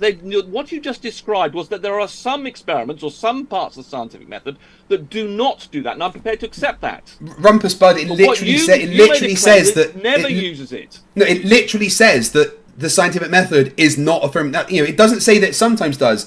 Every single source that I'm looking at says that no, it doesn't affirm the consequent. Not just some of them. Every single one says that scientific method is literally the opposite of affirming the consequent. No, it's not. No, they don't say that. I don't believe they are. I've been looking at them whilst we've been talking. Dude, I'm not just making this up. Anyone can go and check this themselves. Can you just give me the link to that one that you're claiming? Your best link to your best. Best. What I will do is I will get together a list of sources and I will send them to you. All right. Perhaps I don't want to. Okay. Perhaps we'll have a. Perhaps we can have. I will never just dismiss what you say, and I'm listening to what you said, and I'm taking it on board, but I'm checking what you're saying, and in this case, I think you're misunderstanding. I think you're misunderstanding. I was contradicting your claim that science never uses affirming the consequent. I'm saying it does, whereas you're now the bits you quoted have said that the scientific method, in other words, all of science does not rely on that affirming the consequent. But I'm saying a lot of it does. Okay, that's different from what and so that's not saying that all scientific method uses affirming the consequent, which is slightly different. But from what I'm seeing, it says that the scientific method was designed to avoid affirming the consequent. That's literally what it's for. Well, I think, but perhaps they mean that in the sense of trying to avoid confounding variables and trying to repeat. No, they're very specific in the wording that they're using. Ultimately, they're getting a Q in their experiment and inferring a P, and that's called affirming the consequent. But again, they're not just saying that. They're literally saying that it doesn't. They're not just saying sometimes it might. They're literally saying it never affirms the consequent. They're saying that is not part of science. I said, I don't want. I really don't want to have an argument with you about this. Maybe we could have another debate about this once we've both done a little bit more research. Might be an interesting. But from every single source that I have looked up whilst we've been talking, and again, not just some, every single source says no. Scientific method is not affirming the consequent. Yeah, but I hope I made myself clear that I'm not claiming that all scientific method is. That I'm just saying I was contradicting your claim that it never uses this, and I'm saying that the majority of cases probably do, but there are some others that don't. So I'm saying it's a mixture. I mean, that's whereas you're saying it different to what never it says. includes the thermal. Yeah. Okay, well, I'll go and look at some of these. When you send them to me, I'll go and look at these, and perhaps we'll have an interesting debate about it some other time. And maybe we could bring an actual scientist on as well to have, because let's face it, neither of us are scientists, right? So if we could maybe bring like Phil Bell or Clive Wells or PhD Tony on that could, though they need to be familiar, obviously, with the philosophy of science, because you can be doing experiments without understanding quite a lot of this, I think. But someone like Clive would be a good person to. But Rumpus, I always appreciate you coming on, and even if there's some things that you and I agree on, I very much appreciate you pulling me up on things I am wrong about. Right. Someone's sorry. Please read Rumpus my super chat before he leaves. Oh, there's something. Icy Spin has said something intelligent apparently. What did he say? Right. Which one? I only see one super chat from you, and it says, "What shape and size is QE's brain, Rumpus?" Right. Someone here is saying that saying wet ground is evidence of rain is not simply saying wet ground. Yes, I don't think you understand PW86. That if you eliminate all the other possible, if the ground is wet and I asked you what's causing it, you're going to say, well, it's raining at the moment, but I'm going to eliminate all the other causes, and therefore it is raining. Therefore it is wet. Therefore it must be raining. I don't think you're understanding quite what I'm saying. Yeah. Okay, well, we'll deal with that perhaps in a debate. That might be interesting to people. Yeah. On the observable universe, I think the observable universe is 14 odd billion, but of course, where it is in actual physical space now is 98 or whatever is 93. I'm not sure. I'm going to have to double check that. Because nowadays it's more talked about in the context of a cosmological horizon, right? Which is the point at which space has expanded too fast for the light to ever reach us. Yes, I mean, we believe that the edge of the universe, as we can see now, the bit of the universe that we can see the cosmic microwave background radiation at the moment. We believe that's now moving away from us fast than the speed of light. And right. Hold on. Does that mean, right? So let's imagine way in the future, right? That's right. We won't be able to see the rest of the universe. Yeah, so we wouldn't be able to see the cosmic background. Correct. That would move away as well. Correct. Right. So let's imagine that we are in the future, and all we can see is our galaxy. From their point of view, that's all that will ever have existed, right? Yes. So in other words, holy shit! Very fortunate. I know it's quite dramatic. We could be, if we were lived in several million years in the future, we would not have the evidence of the cosmic microwave background radiation. We wouldn't be able to look at the start of the universe. At the moment, we can actually look. They wouldn't know what the Big Bang was, would they? Exactly. Oh. So if we ended as a civilization and we couldn't communicate this information to some future civilization, they could wake up or come into existence not knowing what the hell happened. They could literally appear as the only galaxy in the entire universe. Yep. Wow. Yeah, it's quite scary, isn't it? Okay, so here, you were saying about how we could be in a matrix or something, right? Yeah. There's some things that make me think that maybe we are. Like the double slit experiment. That seems like it could be a glitch in the matrix or something, right? But here's one mathematical thing that I've learned recently that has blown my mind. I just want to tell you about it, okay? So let's imagine a surface with a wall to one side, right? And there's two 1 centimeter cubed blocks on that surface, right? Let's have all the de-Eliasing assumptions like no friction, perfect elastic collisions and everything, right? So we've got two blocks and a wall.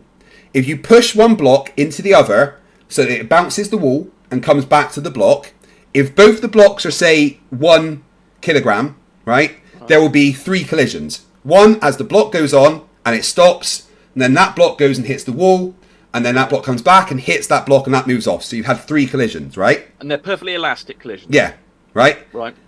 Now, assume all the same de-Eliasing assumptions, but increase the weight of the cube on the right by a factor of 10. So now instead of it being 1 kilogram, it's 10 kilograms, okay? And what you find in this case is the amount of collisions you get is 31, okay? So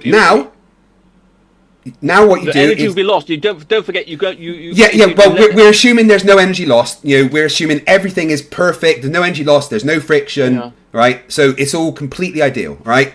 And in that case, with one that's 10 times the size, you're going to get 31 collisions. Okay? Now, this is where it gets interesting. Increase the size of the block on the right again by a factor of 10, and you get 314 collisions. Increase it again by a factor of 2, and you get 3,142 collisions. Do you see what's happening? Every single time you increase that block on the right by a factor of 10, it will become an extra digit of pi. Every single time. Right. How fucking crazy is that? Well, pi gets all over the shop, doesn't it? Yeah. There are all sorts of strange places it turns up for what apparently no good reason. But isn't that crazy that just if you assume all the idealizing assumptions that those collisions, as you increase the block on the right by a factor of 10 each time, it will always become the digits of pi. That to me seems like that's some kind of fucking glitch in the matrix. Right, but pi turns up in doing things like Stirling's approximation. If you want some lots of factorials and things, pi just turns up everywhere. There's some guy here is not understanding. It's Rezu who's affirming the consequent would suggest. I'm just saying, it's Rezu. The point is that science makes an attempt to remove all the other possible causes, and that's what you still are affirming the consequent. Deary me, people are not understanding this at all, I'm afraid. Oh, again, right, we can have a conversation about that, but I'm going to read super chats and then shut down for the night. So thank you very much for coming on, Rumpus. Always fun to talk to you. My pleasure. Speak to you soon, bud. Bye. I like Rumpus. I do. We don't have to agree about everything, and we can have a decent conversation when we don't agree, because he's not a complete cunt like the Southern Israelite.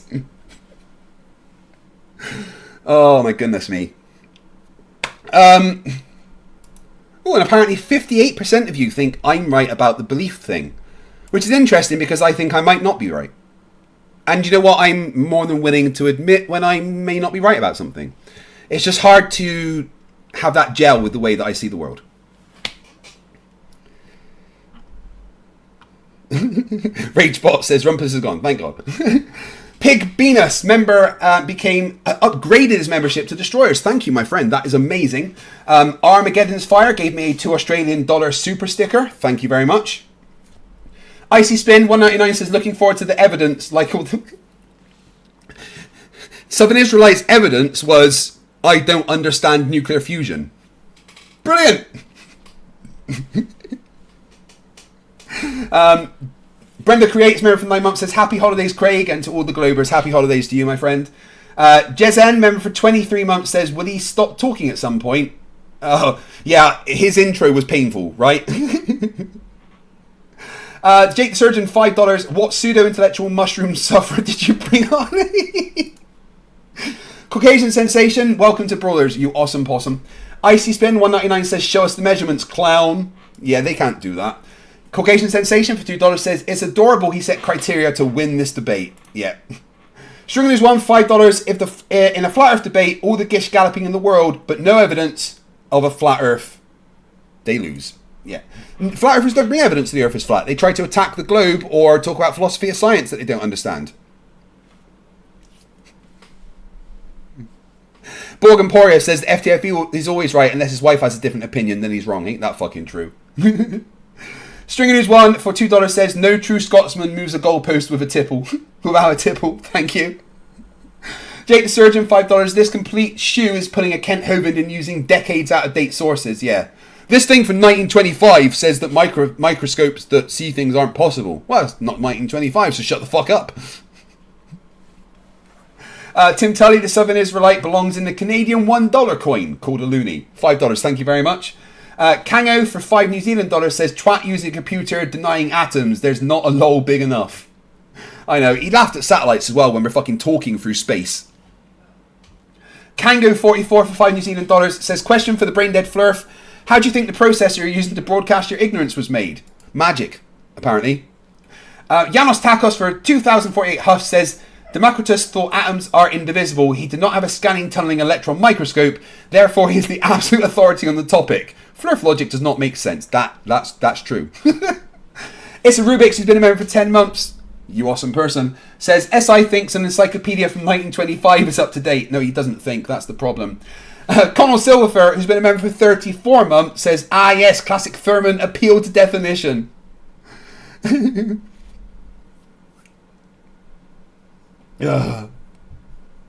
Oh yeah, I'd like that, Janos. Hillbear for $199 says prove infinity. you can't. Ilia Let's, who's member for 14 months, says, has 7 Israelite explained how equatorial mounts work on a flat earth yet? No. He ran from that question with Reds, and he's always going to run. It's a Rubik's for $2 says, some infinities are bigger than others. That's true. $2 is $2. Warboss gifted 5 memberships. Thank you. You're my favourite orc. Lento Manning for 100 sex. Ooh, I like the sex. Did he really think that there should be little balls circling around the atom? He said, like a solar system. He thinks about the atomic orbit. The atom's structure is not easy to comprehend. Yeah, like I said, it's a probability field. He wouldn't get that. Marcel Moru, who's been a member for 7 months, says he lost debate the minute he woke up this morning. Op Hunter for $1.99 says Drake is using abduction now. He didn't know it, did he? Marcel Malou for $5 says SI gas. SI gives both Southerners and Israelites a bad name. Runs away from real discussion like a Trump from accepting fiscal responsibility. Oofed. Warboss for $5 says, oh, you lot watching, crump that like button and back the boss in these amazing debates. Or just smash it to see Craig go even more bonkers. Yeah, a bit of a full FTFE tonight, wasn't it? Icy Spin, member for 5 months, says, if you believe the sun's angular size changes drastically, why dismiss the role of a solar filter and accurately measure these changes? Because he's a moron. The Optimistic Pessimist for $4.99 says, FTFE complains about cutting off, then continues to cut off his opponent constantly. No, that's not what happens. Plus, the Southern Israelite deserves to be fucking cut up. But, you know, thank you for your money. Armageddon Fire, $5 with a sticker, thank you very much. Clarence AS2 for £5. That was an epic destruction. On a lighter note, have you seen Flatsoy's gravity experiment is sometimes worse than Riley's egg? Oh, I must look at that. AJ Treg, $5. No surprise seeing the correlation between anti-Semitism and Flerfism. Yeah, just look up Caleb on Twitter. Caucasian Sensation, $5 says, welcome back, Craig. Your calm demeanour on journalism was boring as fuck. It's what's needed for the time, I'm afraid. Richard Gimmond for 10 CHFs says, and still they cannot show a working map of their flat earth. You know why? Because it doesn't exist. Warboss for $2 Canadian says, super wow! This was beautiful. I had a lot of fucking fun. Box for $2 Australian. I can't believe he referenced his own encyclopedia. Of course he did. Because that's where Flerfs get facts from, their own ass. CB McKellar for 11 months has been a member, and he says, to that ran today on 2 platforms, Stuart Pound first. Oh yeah, yes. So a guy on Twitter called Stuart Pound is scared to debate me and just runs. And he says he will only debate me if I agree with him on something. Admit you're wrong first, then we'll debate. No, that's what debates are, you fucking moron. Rachbot for $3 gives me a hero sticker. No, you're the hero. Vic, my favourite Canadian, says for $6.99, damn, that was epic. I don't even have a comment, just take my money, that was fucking brilliant. Thank you. Again, I had fun. Pat in the chat for $5 says, the Venn diagram of anti-Semite of Flerf and top left candidate is nearly a circle. Just like most of their family trees. It's a stick. Dissolve for $10 says, absolutely destroyed him, amazing show. Thank you. Ark for $2 says, great job putting him in his place, Craig. It's what he fucking deserved.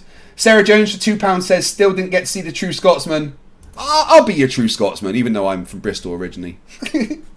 Ark says for $5, I have beliefs. I believe that racism shouldn't be tolerated and that you did the right thing by verbally assaulting him. Yes. Stringer News 1 for $5. I believe there's milk in the fridge, but I don't test it every time I think about it because that would be silly. And then for another $2 says, your name has always been Craig. Spelled K-R-E-G. Apparently so, according to JM Truth. Jiffy Jiffwald for $5 says, being in Rachel's dream is the closest some Flerfs have ever been to a woman. And Jiffy Jiffwald for $2 says, also, duck and cover, and then throws 20 memberships at my head. Look at them, all the memberships. Icy Spin 199 says, what shape and size is QE's brain, Rumpus? Let's ask QE, see what he says. I'm an idiot. I'm a stupid moron With an ugly face and a big butt, and my butt smells, and I like to kiss my own butt. I'm an idiot. bagaki. Thanks for that, QE. Jiffy Jiffwald throws another membership at me, just for the head of it. Thank you, my friend. Stringer News 1, $2 says, science isn't all about cause and effect, though. No, absolutely not. Oh no, it's Andy for £2 says, in the end, all that will be left are TikTok videos. Oh my god, that sounds like hell. Mr. Lonely became a new member. Welcome to Scrappers, you awesome person. Eric Epileding for $2 says, for the FTFE Rumpus chat. Thank you very much. That was fun. I do enjoy discussing with Rumpus, even if I don't always agree with the guy. Mr. Loney, been a member for 11 months, says, Bop. Thank you. Bop to you too. Pat in the chat, he's been a member for 22 months. That's almost twice around the sun. Says, the conversation between you and Rumpus is the one that Flerfs are incapable of having. Cheers to 22 months. Thank you, my friend. Then Icy Spin 199. That dumpster was visible from space tonight. Yes, it fucking was. This guy saw it. Commander Riker saw it from space. I love Commander Riker. Guys, thank you for watching. It's been amazing. You've been amazing. Southern Israelite, you were less than amazing. Rumpus, thank you for coming on. Thank you for you guys being in the chat. Thank you for watching. Thank you for sharing the stream. Remember that, you know, we need to ask important questions when we're here. Very important questions, like, you know, can we pretend that airplanes in the night sky are like shooting stars? Why are you stopping? Play. Thank you. Bill Tetley for $5. Wow, quite a bit late and a debate completely missed. However, here's my obligation to keep you going, fight. I love you, Bill. In the night sky are like shooting stars. Should be wishing for a brain right now. Brain right now. Brain right now. Good morning. These words come with a storm warning. Better batten down the hatches, grab some matches and brace yourself for a long day of misery. YouTube has given me the power to reach up into the sky and show you all that we live on the ball. I bring you science that's comprehensible. Your view is indefensible. You're reprehensible. Go on, Mr. Sensible. When I was young, I never thought I would be here to see this. A pile of random nonsense dressed up as bullshit. Your ignorance will be the death of us all, like running headfirst full speed into a wall. You could always read a book, buy a telescope, set it up and take a photo of the moon, or just be a buffoon. I send you in a balloon up to the stratosphere on page 3. You're a few fries short of a happy meal. You're dumber than a box of hair. The wheel's spinning but the hamster's dead, and you're as smart as bait. You forgot to pay your brain bill. You're missing a few buttons on the remote control. 24 cents short of a quarter.